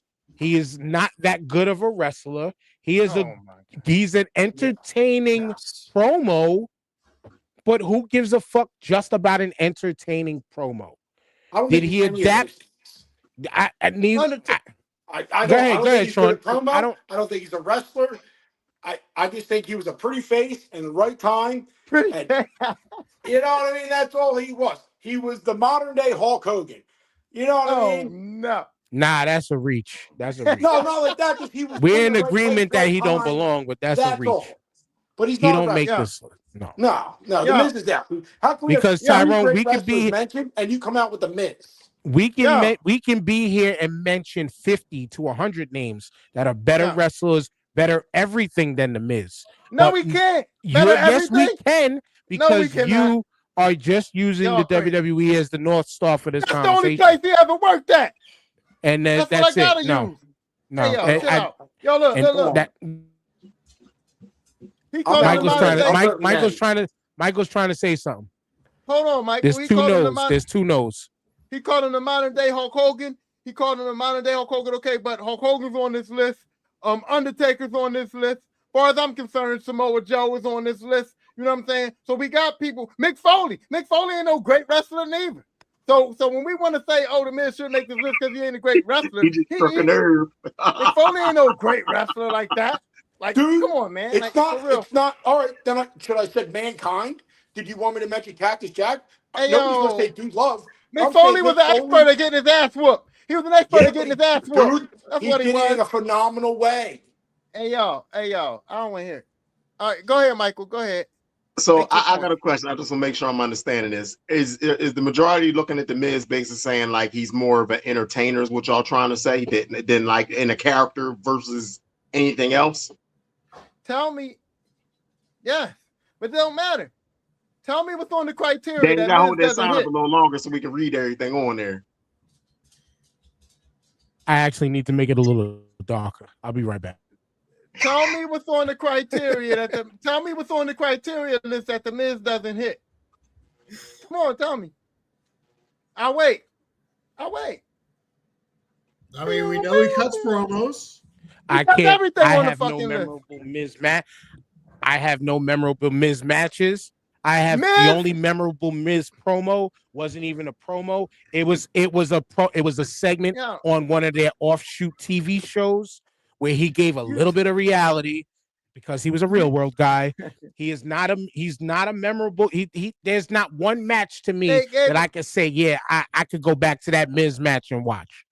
They gave him his own. They gave him his own. He got it. They gave him his Tyrone, own show. Are you asking for our points, or do you want to? Are you asking for our points, or do you want to make our points for us? I heard your point, and now I'm rebutting. What you talking about? Miz got his own show. Miz TV came from my man cutting promos. He got his own show for cutting promos that came from him cutting promos. And am I wrong? But did Miz not pin beat your boy John Cena for the heavyweight championship at a WrestleMania? Did he not do that?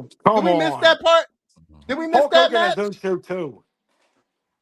Oh, yeah. Did we not? Did the Miz not beat John Cena at WrestleMania in the main event for a world championship? Did he not do that? Sorry, brother, but the Miz not gonna work for me in this match. Hey, don't matter. It's 2 against 4 right now. Unless one of these other guys. That's the only thing. The Miz had a TV show and he beat John Cena. That's the only 2 things I heard. Those are 2 great things. Those are 2 great things. Whoop-de-doo. Whoop-de young thug. Whoop-de-doo. Go ahead, Michael. Go ahead, Michael. you do know wrestling is scripted, right? You're talking about somebody beat John Cena. Hey, yo.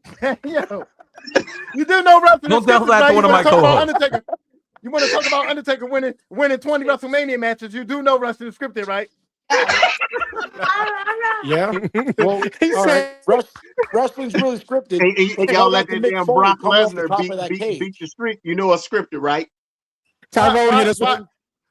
Why Undertaker beat Shawn Michaels 2 times? Because it's scripted, right? We all know that. Yeah. All right. But listen, you guys say it's scripted, But it ain't scripted when you get thrown off that cell into a table. That ain't Yeah, scripted. man. Damn right Okay? about that, Sean. Damn right. And he Yo, gets thrown alright. through the fucking cell. So Sean objected. Dan Yeah. objected. Joe went to Come the on, give me bathroom. 2 more people. Give me somebody else. Somebody's got to object to this craziness. Michael, you didn't object. You didn't object. I'm objecting. I told you over the past couple years, I don't hate the Miz. He's entertaining for me, but I don't really see him as a wrestler. I just see him as just an entertainer. I feel like, and I told you I don't hate the guy. I told you he got on my nerves, but he's entertaining and he makes me laugh. But I don't see him as a wrestler. He's just a character to me. I'll say he can be an entertainer, and that's okay. Right. Yes, it's okay. Dan said, know, like what did your boy The Rock say? Know your role. Oh look. Shut your mouth. Kyle said, look at the chat. Kyle told me to look at the chat. He said the Miz versus Seth Rollins a few years back is the match. You know what I'm saying? Yep. Well, good for you pulling hairs because I don't remember none of that shit. And he said, Brian, Brian, your boy Cal said, do the right thing here. Do the right thing here, Brian. Cal said it. Do the right thing. Well, it's 3-2 right now. All right. So, well, 3-1. 3-1. I want to preface this by saying, I don't think Miz should be on your list. However, the argument, but the argument for the Miz, is first off, he should not have been a WWE superstar. He came in second place on Tough Enough, and he became the most successful quote unquote contestant to come out of Tough Enough history. So that is an accolade he definitely has. He was one of the jumping off points for the WWECW version that they had with him and John Morrison. Which was terrible. When it comes to in-ring work, is he a 5-star wrestler? No. However, you can put the Miz with anybody in the ring, and he will either make them look good or look good with them. And I know you guys said you guys can't think of any matches. Like Kyle said, yes, the Miz versus Seth Rollins was a damn good match. If you want to talk peak Miz, is his Intercontinental title run. I can't hear you guys. Can you hear me? We can hear you. Yes. Yeah, we can hear you. Yeah. Okay, you're back. We're back. Sorry. Right. I don't know what you said. All right. When it comes to Miz's best work, he holds the record for the most Intercontinental Championships in WWE history. He also had a phenomenal series with him and Nick Nemeth, aka Dolph Ziggler. When it comes to gimmick matches, you can see the Miz is willing to do anything and everything. There is no hope for dope. You can literally use Miz in any portion of the show. You can use him as an opener. You can use him as a closer.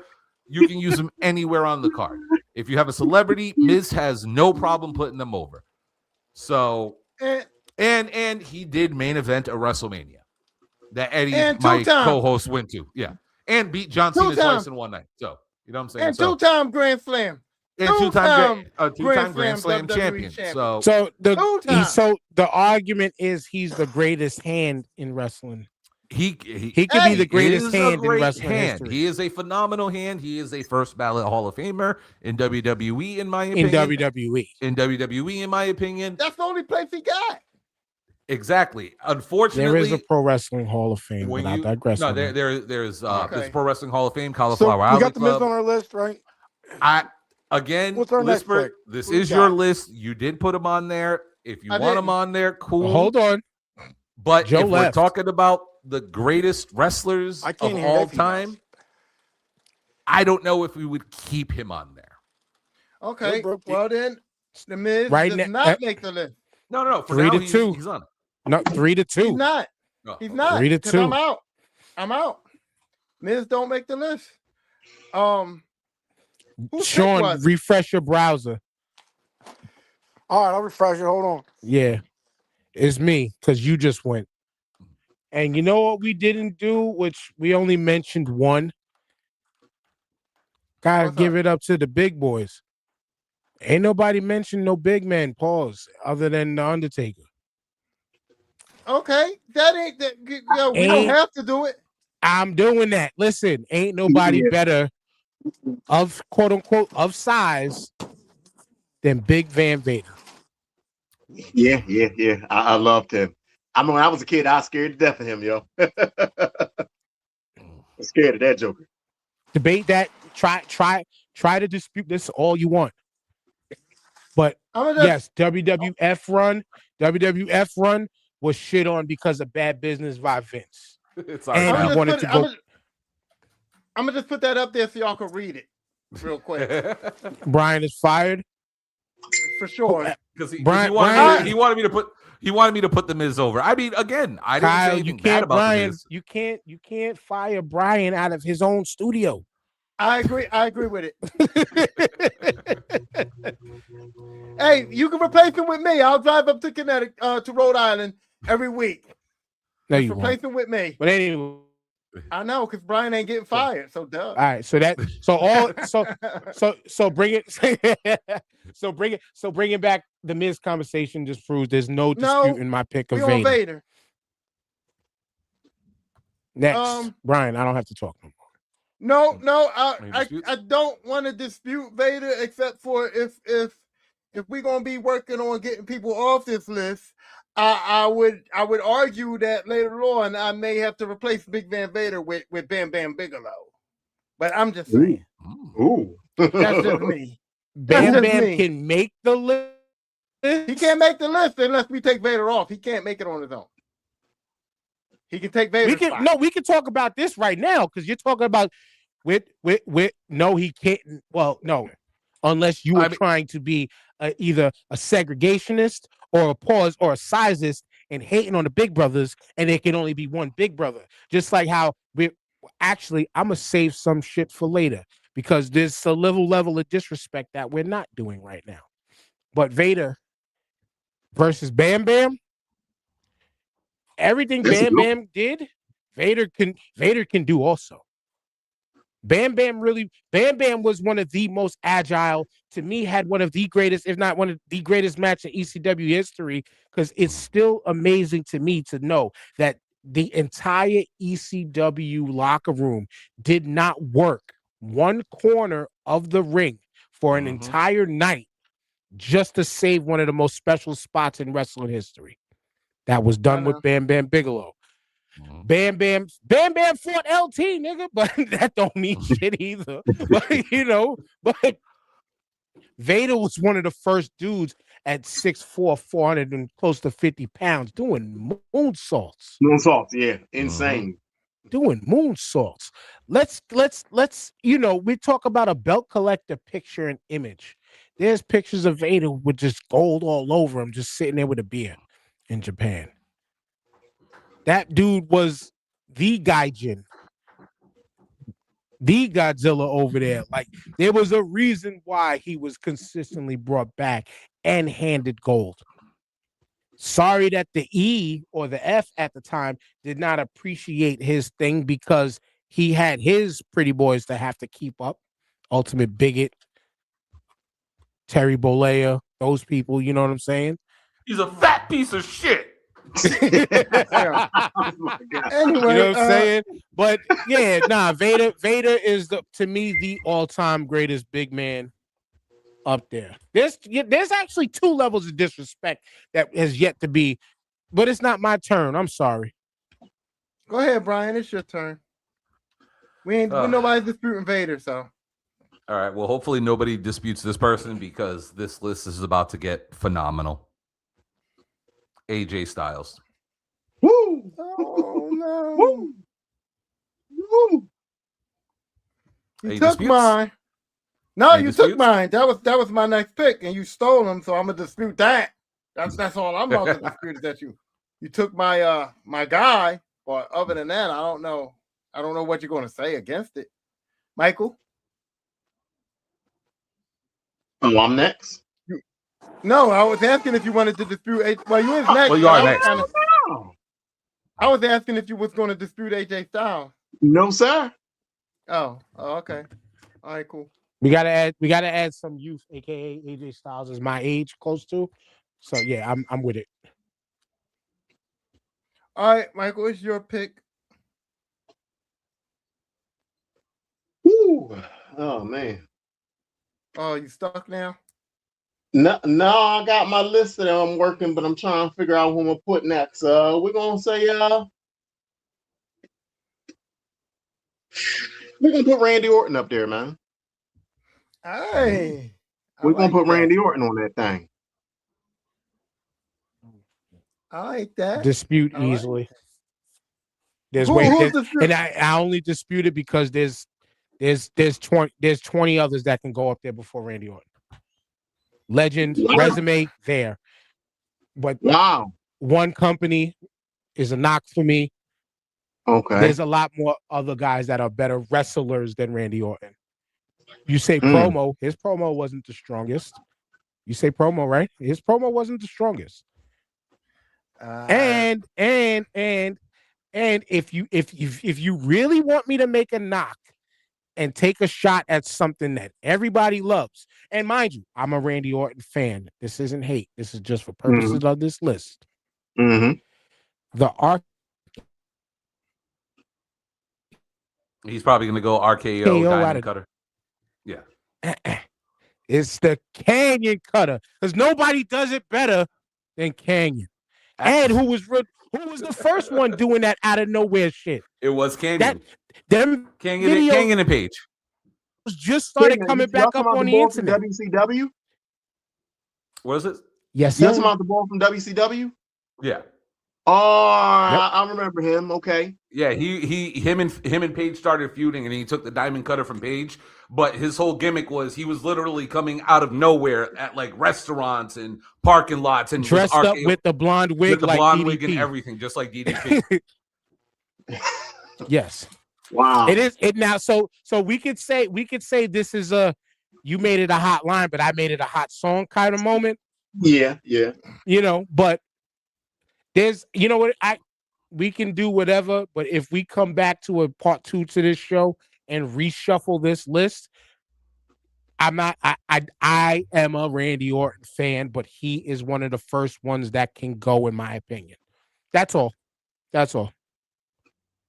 I won't dispute Randy Orton, but I am kind of with Dan on this one. There are, when you talk about like generational talents and stuff, there is a guy who would have a very strong case against Randy Orton that nobody has brought up yet. So I'm cool with Randy being on the list for now. I have no problem with him being on for now.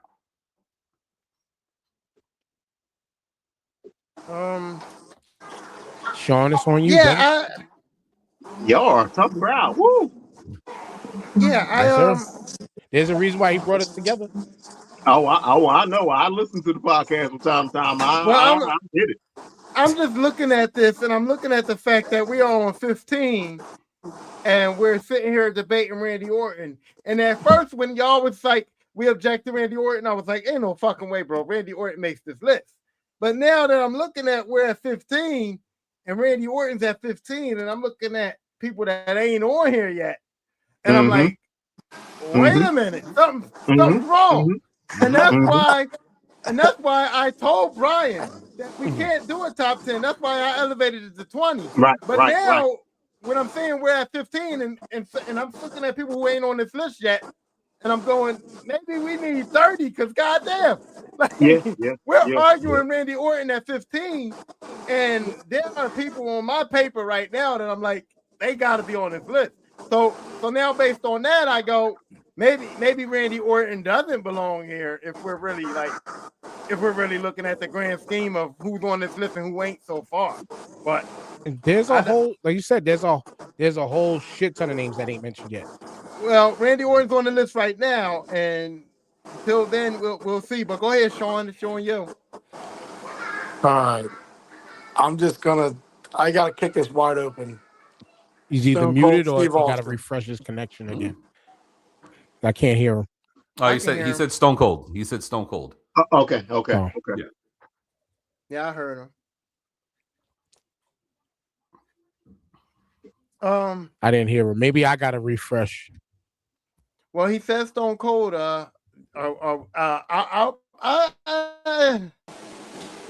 know if I want to dispute that or not. He says Stone Cold. That's what I went with. You know what I mean? I came out with my surefire guy, Mick Foley. I came out with an ace, Chris Jericho, and I think Stone Cold has to be on this list. I'm not opposed to Steve Austin being on the list. I mean, we're talking about promos. We're talking about in-ring ability. Mm-hmm. We're talking about a character. We're talking about not a one agency pony. He wrestled for WCW. Mm-hmm. You know what I mean? Like he fits all that criteria. Yep. ECW revived his career. His second win in WWF, like Tyrone said, if it wasn't for fucking Mikey Whipwreck, we would not have Stone Cold Steve Austin. Yep. We would not have the stunner if it wasn't for Mikey Whipwreck. The other thing I'm thinking about, and I lost y'all sound. Yep. What the fuck? The other thing I'm thinking about is the longevity though. Like Stone Cold had like a 6-year immaculate run, but that was it. You know in what WWE, I mean? in WWE, it was like a 6-year run. Yeah, but you forget it was that short. Wow. Yeah. Yeah, it was pretty short, and his WCW. I mean, when he was with the Hollywood Blondes and all that, I like that. He was Stunning Steve. I like that, but it wasn't nothing great about it. Not to me. You know what I'm saying? And then I looked at his ECW run, and come on, man. Like anybody had it. Listen, not to take nothing away from ECW, but I could have had a run there if I would have wrestled there back in that day. Like everybody got a shine in ECW because of the way they ran their company. So how much credit do you get for having an ECW run? You know what I'm saying? So Stone Cold to me, as far as longevity, when he hit the big time, it's not as much as we think it is. But excuse me. Ooh, pardon me. Wrong hole. No Diddy. But here's the thing: when we look at the other things in the criteria about the pop and the memorable matches and like how high he succeeded, he has reached levels of icon that most people in this business and most people on this list would never reach.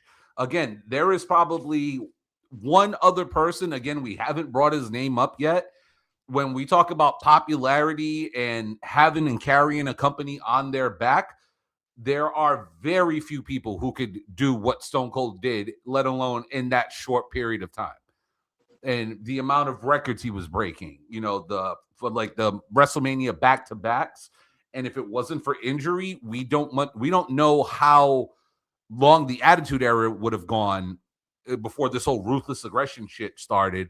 It could have still been Attitude Era with a lot of the same pieces, but your biggest figurehead, unfortunately, neck issues, knee issues and stuff, but was so over that his pop was insanity. Like one of the loudest pops to this day happened right down the road from me in Providence when the Invasion was going against WWE.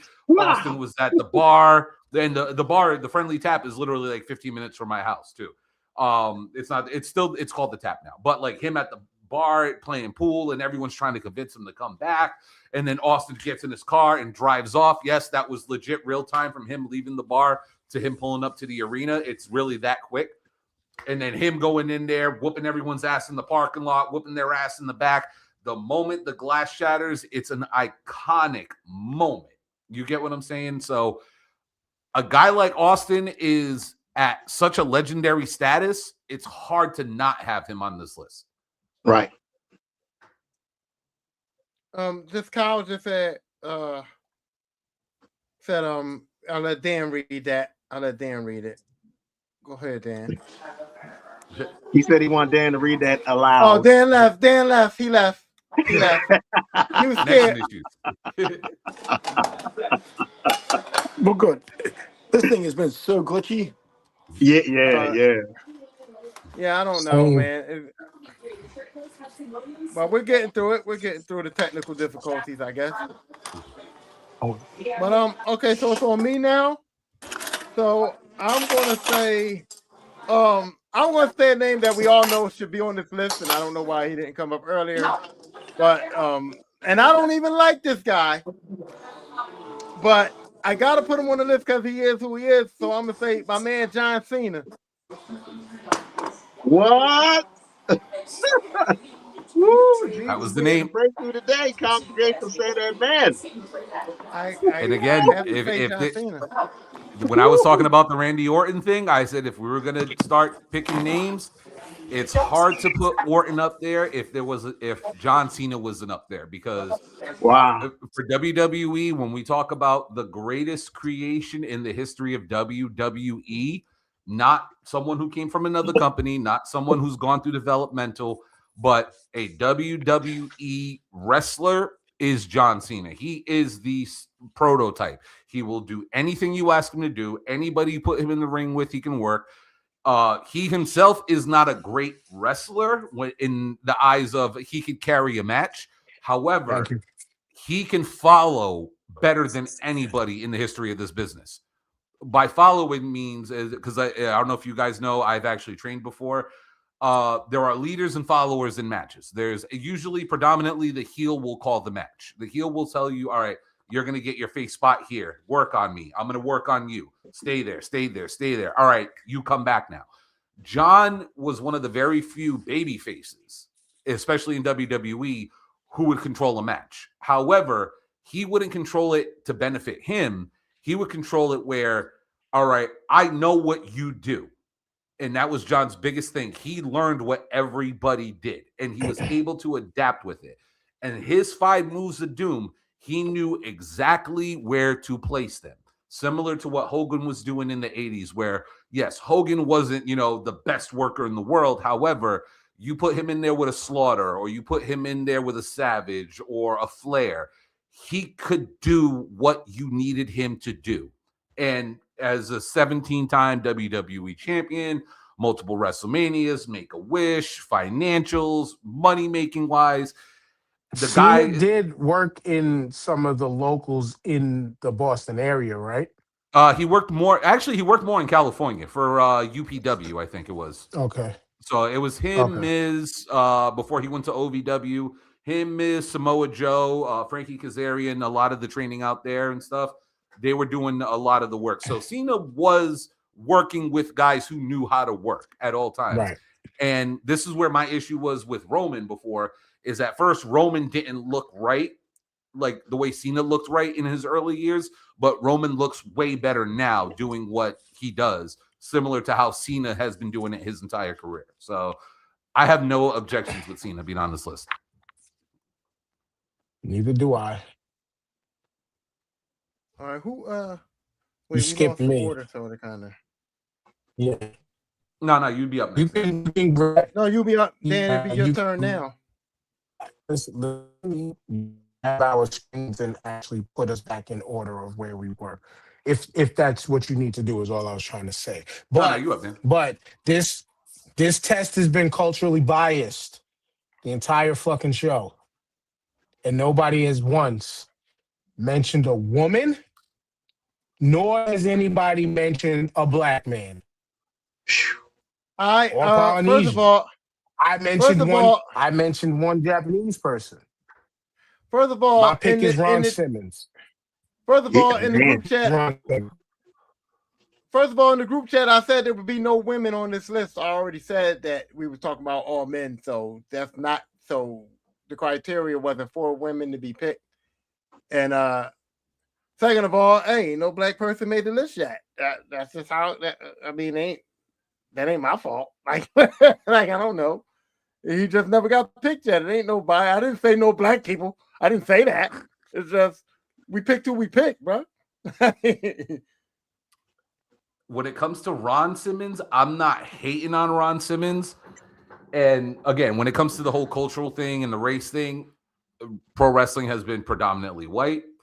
There have been very few black men to achieve certain heights in the business. Ron Simmons, to me, is a great cultural pick. But if we were talking about top of the top African-American wrestlers, I would have to throw a different name on there. I'm not opposed to Ron being on this list, but I don't know. Nothing against Ron, but I think if there was a brother on this list, it would be somebody else. Yeah, I'm gonna say that somebody else. If we're just going to be putting a brother on the list if we want to put a brother on the list, which I'm not opposed to it. But I would say that what's the point in picking a Ron Simmons over Booker T? Tell me that. Tell me that. Tell me how we pick Ron Simmons over Booker T. Booker T. Dang. That's exactly what I was going to say too. Dang. That's where I thought you really don't even like Booker T though. So I mean, this is crazy to even hear you say that. I don't like Booker T, but if we're going to say that Ron Simmons belongs on this list, you know, as an African American, I'm gonna say that Booker T was more representative of us. You know what I mean? Being in wrestling and breaking barriers down than I would say Ron Simmons. I know long ass names on this shit. I know what Ron Simmons did. I know what you could do. You know, as far as winning the Grab the yellow WCW card, championship and all that. 325. But I would pick if I had to. And I'm not saying this as a racist thing. I'm just saying if we have to choose a black man, like because that's just how it just went. I'm going with Booker T over Ron Simmons.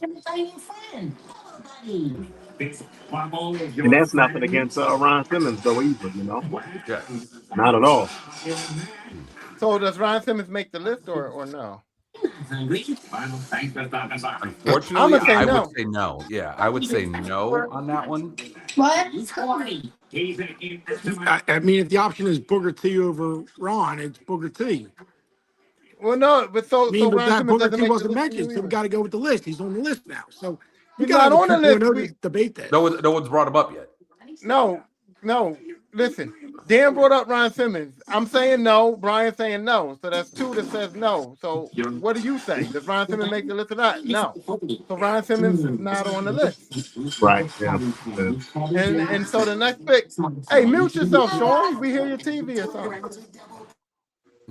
So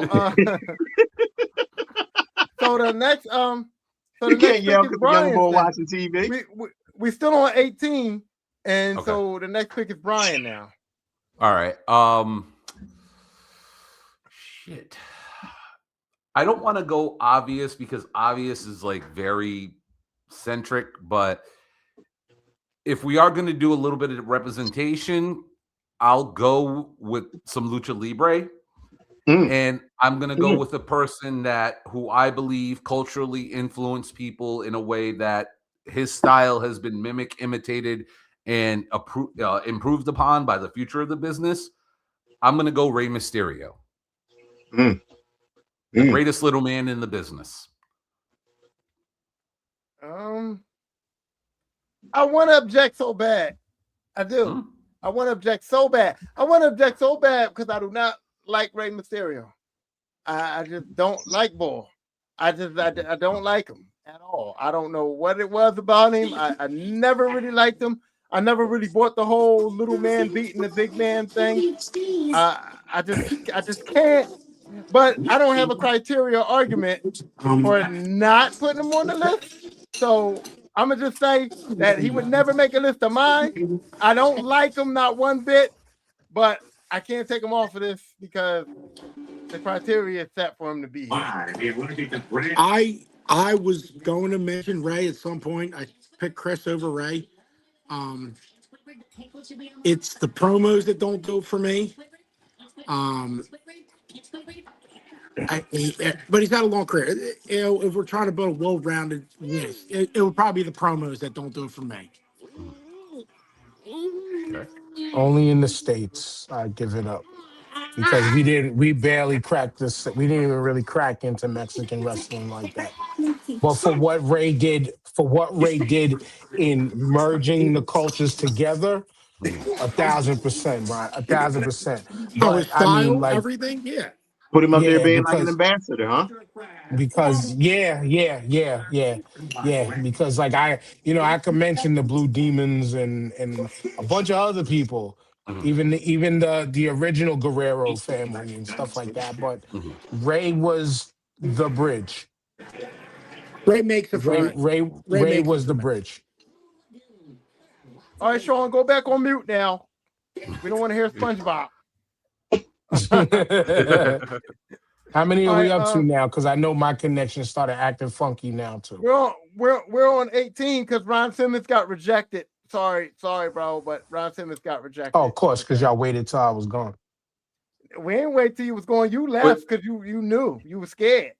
No, Dan, if you want to, if anything, let's have Dan make the argument since he wasn't here for it. It's too late because because I can. All right, because then all right, so I'm gonna give it to another black man, and I'm gonna keep it simple for y'all.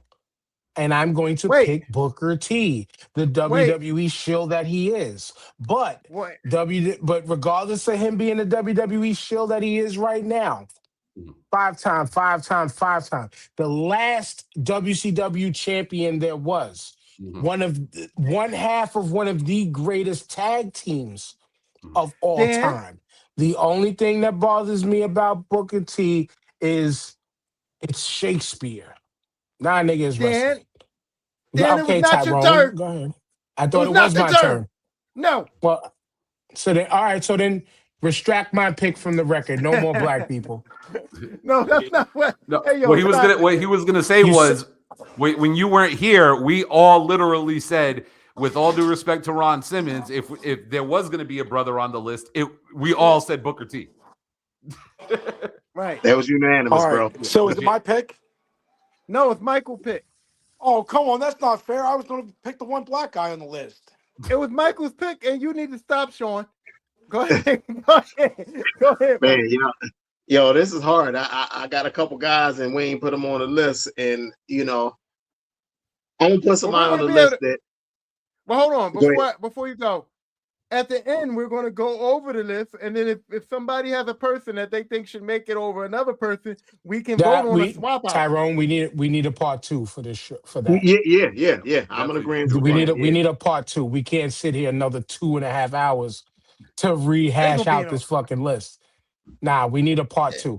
Bring us back. It's not going to be a all right, whatever, man. All right. Stretch the content out, brother. You gotta stretch the content out. You dangle, you pause, you dangle the carrot a little bit to have them come back to finish. Listen to that, man, yo. Why don't you just make your pick and shut up? I ain't gonna be too much disrespect now. God damn it. All right, come on. I'm gonna go with this pick, and it may be a shock. And I got my own objections, and I'm gonna speak on them later, but and I don't even like this guy, but he is a hell of a wrestler when he wants to be. I'm putting Brock Lesnar on the list, man. Fuck it. Yeah, Brock Lesnar. Put Lesnar on the list. Any objections to Brock Lesnar?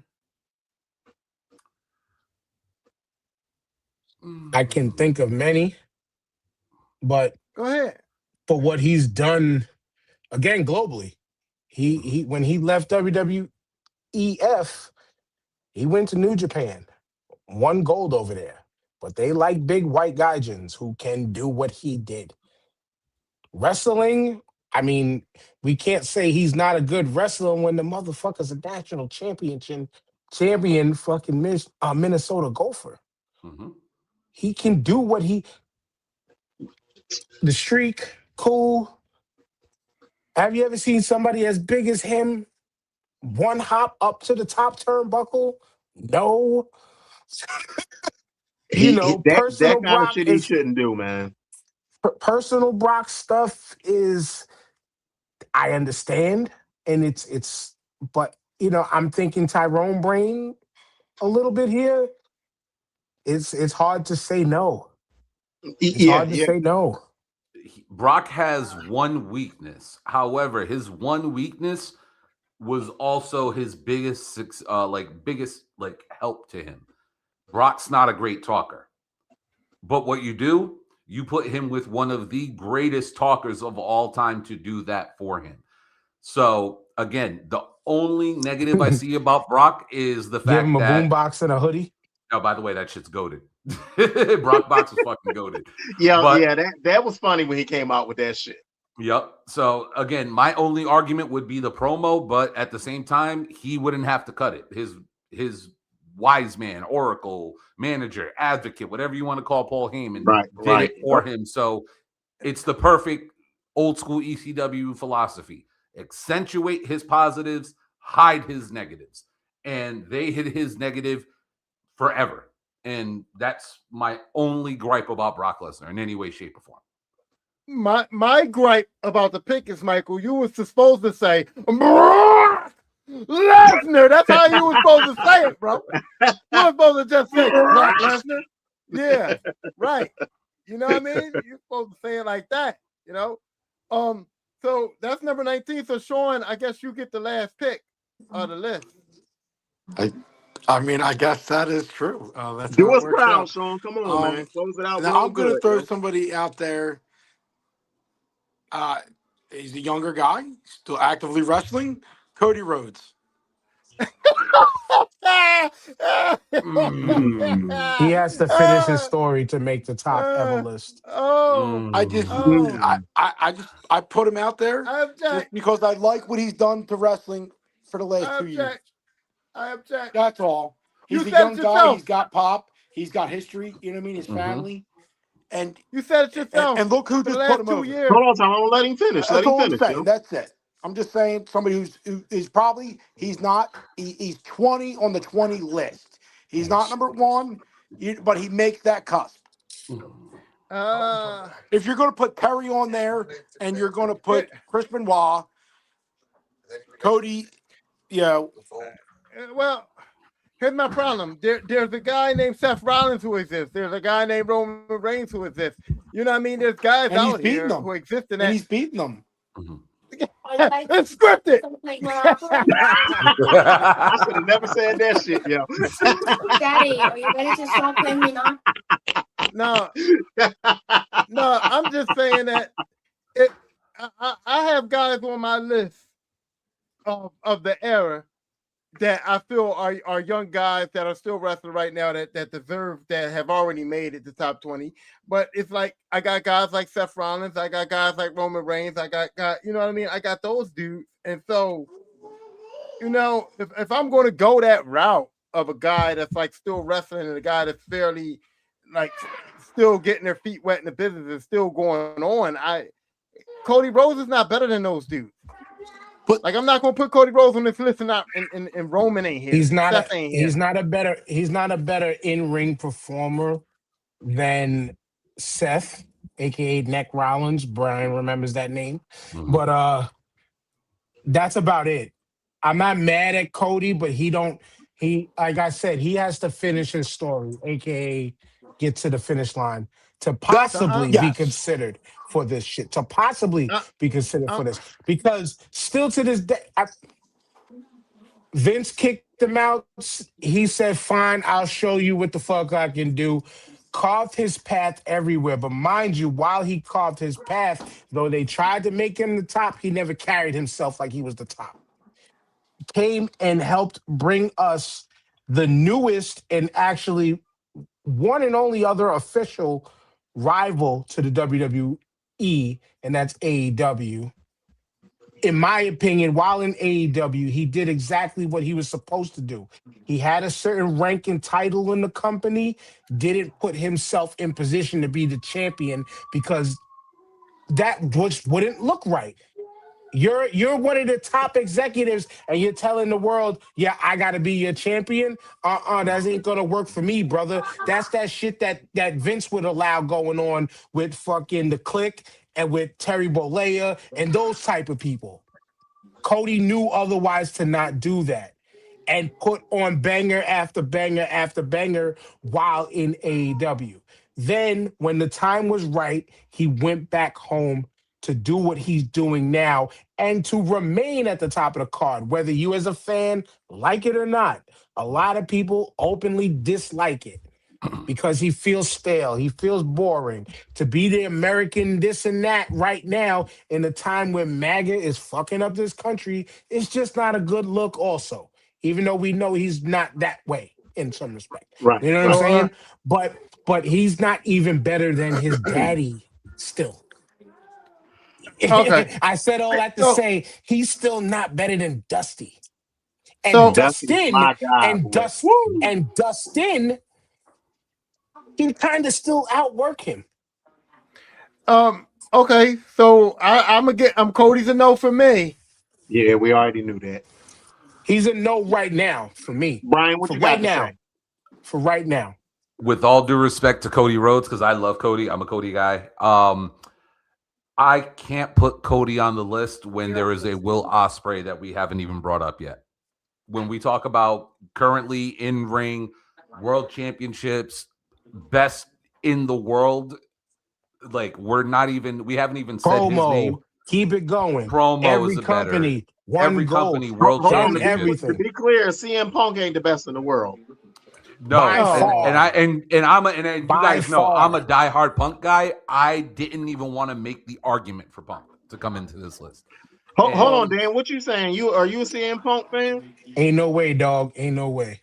Mm-hmm. I only just started to appreciate him because I respected his move to go to AEW because as he said it, AEW gave him back the love for wrestling. Okay. So I was like, all right, let me give this guy another chance. And then Pepsi Phil became CM fucking hypocrite in the WWE. So he went back and started doing all the shit that he claimed he would never do at one point in his career. Mm-hmm. So Dan, Sean fucked up his opportunity to close the show. So now you have the number 20 pick. You still going with your Booker T, or you want to change it? Yeah, y'all made it already, so go ahead, run with it. Y'all don't disagree with it. We didn't Ain't make enough pick. black folk on this all list. All right, so it's official. Cody's not being accepted to be put on that in that spot. Okay? No, for now. We took a vote. Cody ain't on it. Right. Okay. Cody can eventually make it, and that's why I laid it out with all due respect, but not right this moment. Right. Okay. But to get some black representation, actually, you know what? No. You know what? I'm not picking Booker T, and I'm doing it on purpose because y'all picked Booker T without me in dispute of my other one. Blame your internet. I know I am, and I'm blaming Tyrone's. You know who I'm going to say? Go ahead. You came back and hold on. You came back and picked. You came back and picked Booker T before we told you that we picked Booker T. So don't even try it. Don't try to throw it on us. You picked Booker T before we said that. Y'all should have kept your mouth shut and just let me hang. They let me hang. It's like the Knuckles. We should have never told them. We should have never told them about the Knuckles. Yeah, never told them. They good today though. Hey, there we go. They good today. Looking extra light skin under these lights though. But anyway, I'm fucking with y'all, and I'm going Abdullah the Butcher. Ooh. Wow. Okay. Wow. Went really old school. Yo. Black man out of Canada. He is beyond. In when you're talking about heels, he was one of, if not one of the first and many of the most scariest individuals on the planet in the world of wrestling. That people were legitimately thought that he was casting spells and eating people and all that stuff. The Sultan of Sudan, which was from Canada, he is. You can say Puerto Rico's scene part responsible for him. Yeah. A lot of the blood and deathmatch stuff that you see and just, bleeding out and drawing emotion in Japan, partially his fault. He's one of the. Go ahead, Tyrone. I'll stop making my point. Go ahead. No, I wasn't. Go ahead. I wasn't listening. Nah, because your exhales was like you were trying to make a point. So I'll stop. Oh, no, I wasn't trying to make no point. My soliloquy. Yo, Abdullah the Butcher is not making his list, bro. Are you kidding me? He's just not gonna make it. I'm sorry. I don't know. Who's gonna pick him over Booker T for real, bro? Come on, man. I know you're smart. I know you want to educate us on some shit, but let's be clear, bro. Abdullah the Butcher not making this list over Booker T. This is why I love arguing with you, because I'll say something bad about. I hate big pens, especially I hate pink color big pens. What you hate about pens, bro? There's so many colors of pens. Why are you talking about the pens like that? I said I hate specifically pink pens. I'm just saying, why you pick Like, come on, man. You didn't, because the point I was trying to make with that is you pick and chose what you wanted to hear out of that. When I let off my statement by saying, I just want to fuck with y'all, and I'm picking Abdullah the Butcher. Don't fuck with us, man. We trying to get this shit done. Like, I mean, you're the only one who objected so far. Everybody went, okay. Like, everybody hit the that ain't please. a bad burger. Sean, that's a pretty tasty. Sean. Everybody hit that's a pretty tasty burger look. Nah, because Sean don't even know who Abdullah. Sean don't even know who Abdullah the Butcher is. Sean was sitting there like, oh, what the fuck? Who he talking about? So I went in the bag on that one on you. But you definitely went in the bag on it. Shit, I'm shocked you didn't go with your boy Hayabusa. I would have thrown him before Abdullah. Because that's an even deeper dig. I know it's a deep everybody. That's a deep cut for I already based off this conversation, Brian. My deep, and trust me, I would have. No disrespect to all of y'all, because much love to y'all, and y'all are friends with me until y'all fuck it up. Since we did this show, you remember that. But ain't nobody deep cutting like Brian and I. That's just all I'm gonna say. I guess now I get the final pick because. And he brings the Miz back. You piece of. No, the Miz didn't make the list. So now I'm just gonna have to go. I'm gonna have to go with somebody who I thought would already have made the list that never made the list, and so I'm just gonna go with Macho Man Randy Savage. And I want to hear the objections on that. I'm waiting. You set us up. You just set us up. The only Macho Man anything that I could say is I still to this day dislike when Vince thought he was done and casted him off to the announce table. Mm-hmm. And then what did he go do? Just go secure some Slim Jim deals. Just still do his thing in WCW. Still do his thing everywhere else. You got 3 minutes or 5 minutes with Bonesaw. But Vinnie Mac was done with him. He was still good at the announce table. So what the fuck? I didn't mind it. I was kind of glad that he went to the booth a little bit because I kind of enjoyed Macho Man's time as being on the announce team. You know he was very good, but I hated how when Vince thought he was. Why didn't he do that with Terry, who was done probably right after WrestleMania fucking 3? Terry wasn't done. Terry wasn't done. He was never. Keep going. He was never done. He was done after WrestleMania 3. You said? I'm just talking shit, yo. Oh yeah, that's way too far back. You should have said 6, maybe. You would have said 6, I would have been like, all right, cool. You said 3, no, that was you see what I was. Let's recircle the wagon again. He hung his hat because I talked about his beloved Terry, but we were talking about Macho Man. Oh my God. He's not my beloved. His name is Hulk. His name is Hulk Hogan. His name is Terry Bolt. I don't know who Terry is. I don't know nobody named Terry Bolt. I don't know him. Terry's dead. I never met the man. All right, so Terry's dead. So we definitely. That's what I said. We are definitely gonna have to do a part 2 because this list ain't right, and I'm gonna just say it. I'm gonna just stand on that. This list ain't right. Told y'all. This list is not right. It ain't his way. This is what you asked for. But this list ain't right, bro. You asked for this, my nigga. Because I'm just saying his names. I'm saying this is why I told Brian that we can't do a top 10. I put it to 20, but it's looking more like it needs to be 30 because this 20 ain't right. There's some names missing for sure, but this is good though. This is real good though. We gotta have next show. We whittle down to 20. And really we got to do we get the table moving, and all them names that we thought, we start shaking the tables and throwing chairs, throwing some barbed wire baseball bats. Yeah, we're gonna have to come back to this. Some but people I want a Sacco. Give Mr. Sacco to somebody. Maybe Bird can, Bird can make the next show. So that because Bird's a good guy, I wanted to have on. He just was busy. Shout out to WWE call.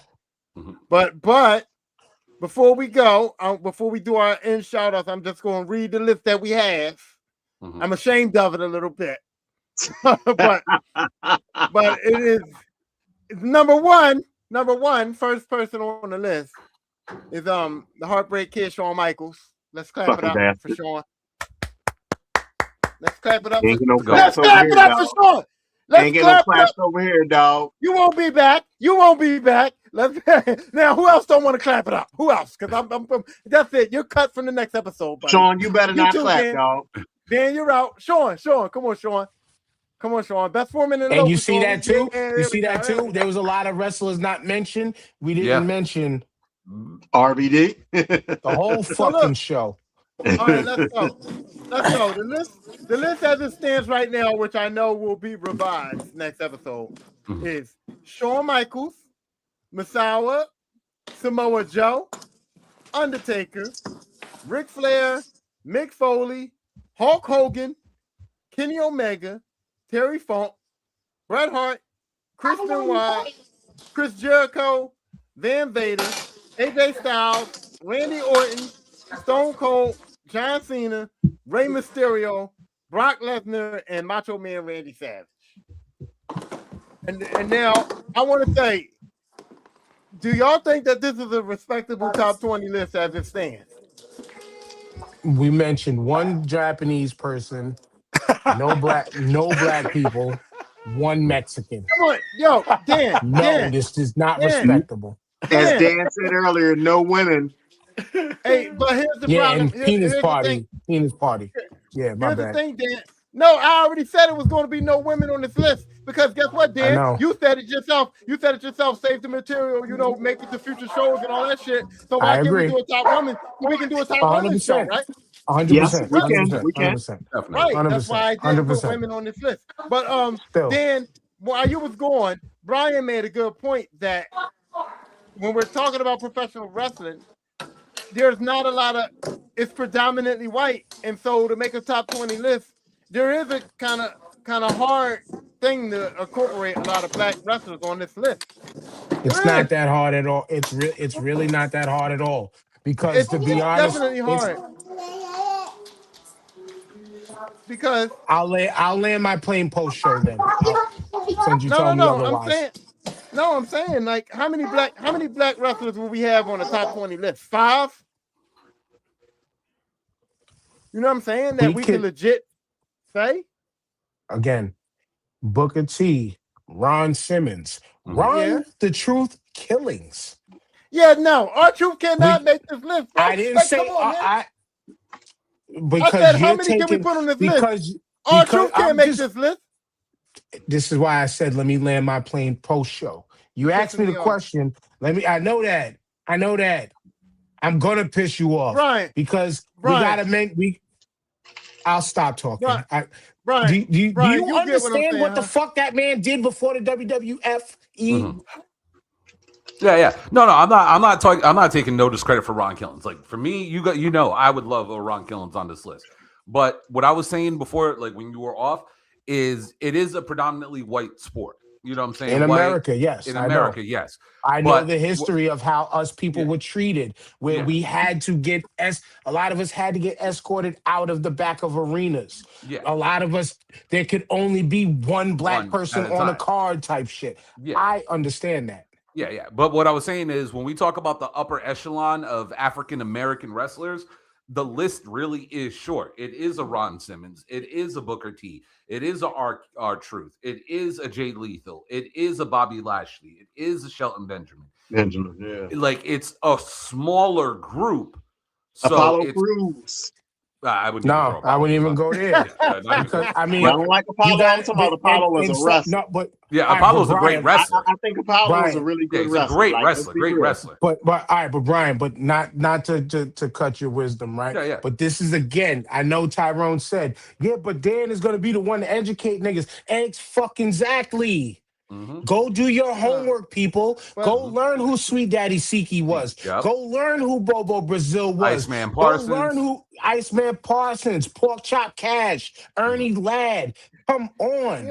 Too Cold Scorpio. Yeah, I'm not discrediting none of those dudes. Because This is for the casual fan that just knows the surface level. And this is no disrespect to you, my brother, but this is what this list so far defines. The one exception in this list is me mentioning Misawa. This is not for casual fans for real. It absolutely is. Read them names again and tell me. Let's tell the people again all these deep cuts. Hold on, man. That's kind of not fair, though. That's kind of not fair. We talked about. I'm bougie with it. Don't mind me. But here's the thing. I'm gonna say this, and I told Tyrone this a while ago. You guys are more well versed when it comes to wrestling. I mainly only know mainstream WWE, ECW, WCW. I have a lot of homework I got to do and look up all these jokers from Japan. Like, there's a lot of stuff I didn't know the cats was doing overseas that I said I need to see. So I can admit that, but I damn sure ain't no casual fan though. And brother, and with no disrespect, I would say the same thing in the same room with you. But I also, no pause, would grab your hand and say, "Here, brother, this is who you got to check out. Let's go check out this. Watch this, watch that." So my point every single time whenever we have these conversations is expand this. And open this up. Because if you say you love this, don't just talk to me about the WWE. If you just talk to me about the WWE, you don't love this. You love the WWE. And that is okay. And my point I'm making I'm good, Tyler. My point I'm making is that we all sat here and had legit reasons why all these names that are on this list are on this list, right? And with that being said, we have legit reasons for all these names to be on this list. So this is not just a list of, okay, we're just picking casual fan stuff. All these guys have legit backup for being here. They have legit reasons why we put these guys on this list. And so, yeah, maybe a lot of these guys were in the more popular upper echelons. Maybe this is WWE heavy. That doesn't make it wrong. That doesn't make it like that we're tainting everything else. It's just what it is, bro. And for me, I'm sorry, but I'm not trying to disrespect Ryan Cannons, but come on, man. R-Truth does not make a top 20 list out of all of wrestling history. He just does not, bro. And we got it. Come on, man. The only reason. Let's be real. It's nothing Ryan Cannons has done to make that list, bro. How many black NWA champions there are? And I'm talking the original, the official Goldie. How many, Brian? Black wrestlers, 2. Who's on that list? Technically 3. It would be Ron Killens, it would be Booker T, and it would be Ron Simmons. Yes, because Ron Simmons won the WCW version at the time, which was still a part of the NWA at that time. Yes. Right. All right. Listen, you could discount 2,000 24/7 championships. It's still gold, brother. It's a 24/7 7-Eleven I-95 365. Yep. My bad. I love R-Truth, but come on, man. All right. Well, anyway, I know you got it off. Go ahead. Let's go. We got the list, and we're going to do the revision episode, and I hope everybody can make it back for that whenever I figure out the schedule for that one. And I'm pretty sure that some furniture is going to be moved because some names are going to have to come out. Some names are going to have to come off. We're going to have to make some changes to this. And list. Tyrone, this is what we were talking about when we came up with the criteria. I said, listen, we're going to have to do a revision because we're going to get 20 names. And then out of those 20 names, we're going to start nitpicking. And again, this is no discredit to anybody that's on this list or going to be on this list.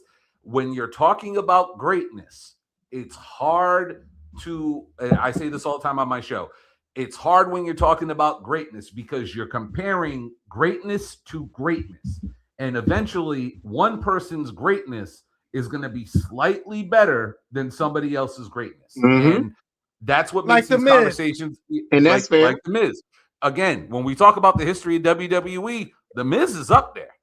But when we talk about the history of professional wrestling, it's a different conversation. Sound like to me Hollywood Hogan coming off that list, dog. And that's the point. That's the point that I was trying to fucking make, Brian. Wait. You put somebody like The Miz against the rest of the wrestling universe. The man can be somebody's fucking manager. Mm-hmm. But in WWE land, you respect him and put him up there because of accomplishments, Right. not because of ability. But you also have to move with the context of the WWE has stopped caring about the wrestling for a very long time. Yeah. Just go on and put a show out. And you That's know what, it. bro? And Dan, you keep it in that context. Let me step in with what you're saying with that, because that is my big gripe why I dislike Brock Lesnar. I know what I've seen from Brock Lesnar, what he came, of how great of a wrestler here he is. And I told Tyrone this, and he said that doesn't matter, and I disagree. They've turned Brock Lesnar into just a guy who's just, a power game destroyer. But to me, that's not impressive. That's boring. Right. Because I know he can do much more than that.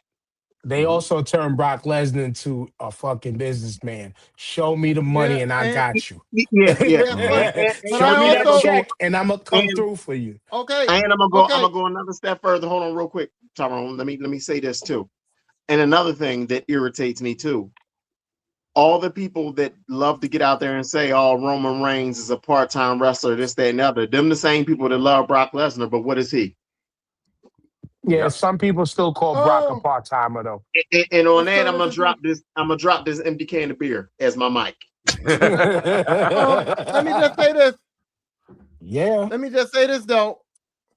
If Braun Strowman would have embraced that, he'd still be in the WWE, and he would possibly be one of the top guys. So it wasn't a bad thing what they did with Brock. Embraced what? Because embrace the whole beast thing.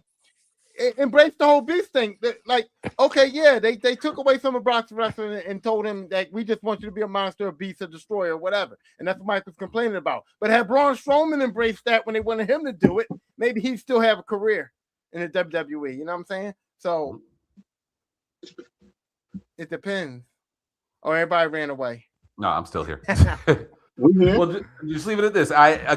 It's all about what we had for that criteria. Because again, if I want to talk about a best in-ring pound for pound best wrestler in the world, I'll throw out a name like Mike Quackenbush.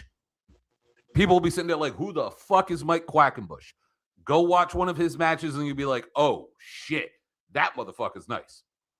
I'm telling you. But again, it's all perspective. It's all company. It's all where you get your wrestling from. And like Dan was saying before, we're not going to knock the WWE for what they do, but when it comes to the world of professional wrestling, here, there, everywhere, you got to start, like I said, we're going to start cutting hairs. We're going to start nitpicking and stuff. You know what I'm saying? Like, we're not bringing up Zack Sabre Jr., who's a phenomenal wrestler. We're not talking about Jonathan Gresham, who's a phenomenal wrestler. We're not talking about, like, who's the young guy right now that's killing it?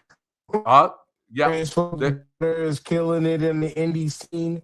Yep, there's a bunch of independent guys that we don't bring up. Indie god, if y'all can hear me. Yep, we can hear you. Is acting funky again. But and this is why I was all for Tyrone to do this, because I'm like, all right, cool. We're gonna throw names out there. We're gonna get into debates. We're gonna start comparing things. And I always say with the world of pro wrestling, Google is your friend. Everybody got a mini computer right here. You know what I'm saying? If there's a name that we brought out that you don't agree with, by the time we get to the next show, Google them and just be like, whether you agree with it or you disagree with it. It's what these shows are for, man. All right. So I guess that's it. I guess we're gonna end it here. We lost some folks. I think everybody's freezing. Yeah, everybody's just going.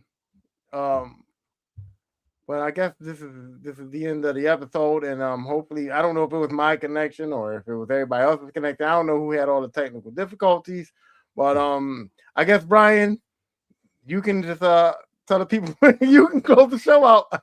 I guess. Of course, Brian from the UWO podcast. Shout out to everybody that was on here. It was a fun time. I can't wait for the next one because Tyrone, we were the two who started this shit. So, you ready for episode 2? No, I'm not. This did not go how I envisioned because I thought I thought it was going to go a lot differently, and then I kind of thought I had an idea in my head of the names that were going to be on this list, and we did not get even close to what I had on my paper. You know what I'm saying? And I know that I picked the right guys for this. You know what I'm saying? And I know that I knew that I wasn't going to get my exact 20 or your exact 20, but where we are to where we're going to end up, I think it's way further than apart than I envisioned it being, if I could say that. Yeah. So I'm not ready to revisit it, but this was good. And like I knew Dan was going to educate, and I knew there were going to be, some things going on, but like I'm appreciative of it. And like he said, you push the content, you redo the content. So when we come back, it'll be it'll be a good show. And I'm pretty sure that list might end up with a revision as well. Yeah, hey, it might be a whole different 20 people on there, but you know what I'm saying? Not a whole different 20 people. Not a whole 20, but you get what I'm saying. Like, there's going to be a lot of names thrown out there that I think people are going to sit there and get ready to debate on. I see maybe 6 locks. I see six that I think we can lock in. Yeah. And yeah, I think it's 6 on this list that we can lock in, and then we'll go from. And like, I never thought Hulk Hogan would be debatable, but now after the night, I'm like, maybe he comes off. Maybe Hogan comes off. Yeah, you never know. You never know. I mean, go right ahead. I'm sorry. No, I was just going to say thank you for coming. I didn't know you had another point. Oh, yes. No. I was just going to say, I'm like, hey, with the Hogan thing, some of his stronger arguments may keep him on this list compared to some of the other people that we have on there. You know what I'm saying? So it's going to get interesting. I can already feel it. Yeah. But all right, man. Thank you for coming. Thanks to Dan. Thanks to my brother Michael, Joseph, and Sean Parks for showing up. And this has been Lister Podcast. And I'll let you guys know when we're going to do the revision. And until then, I'll see you next time. All right, Brian, we're done. All righty.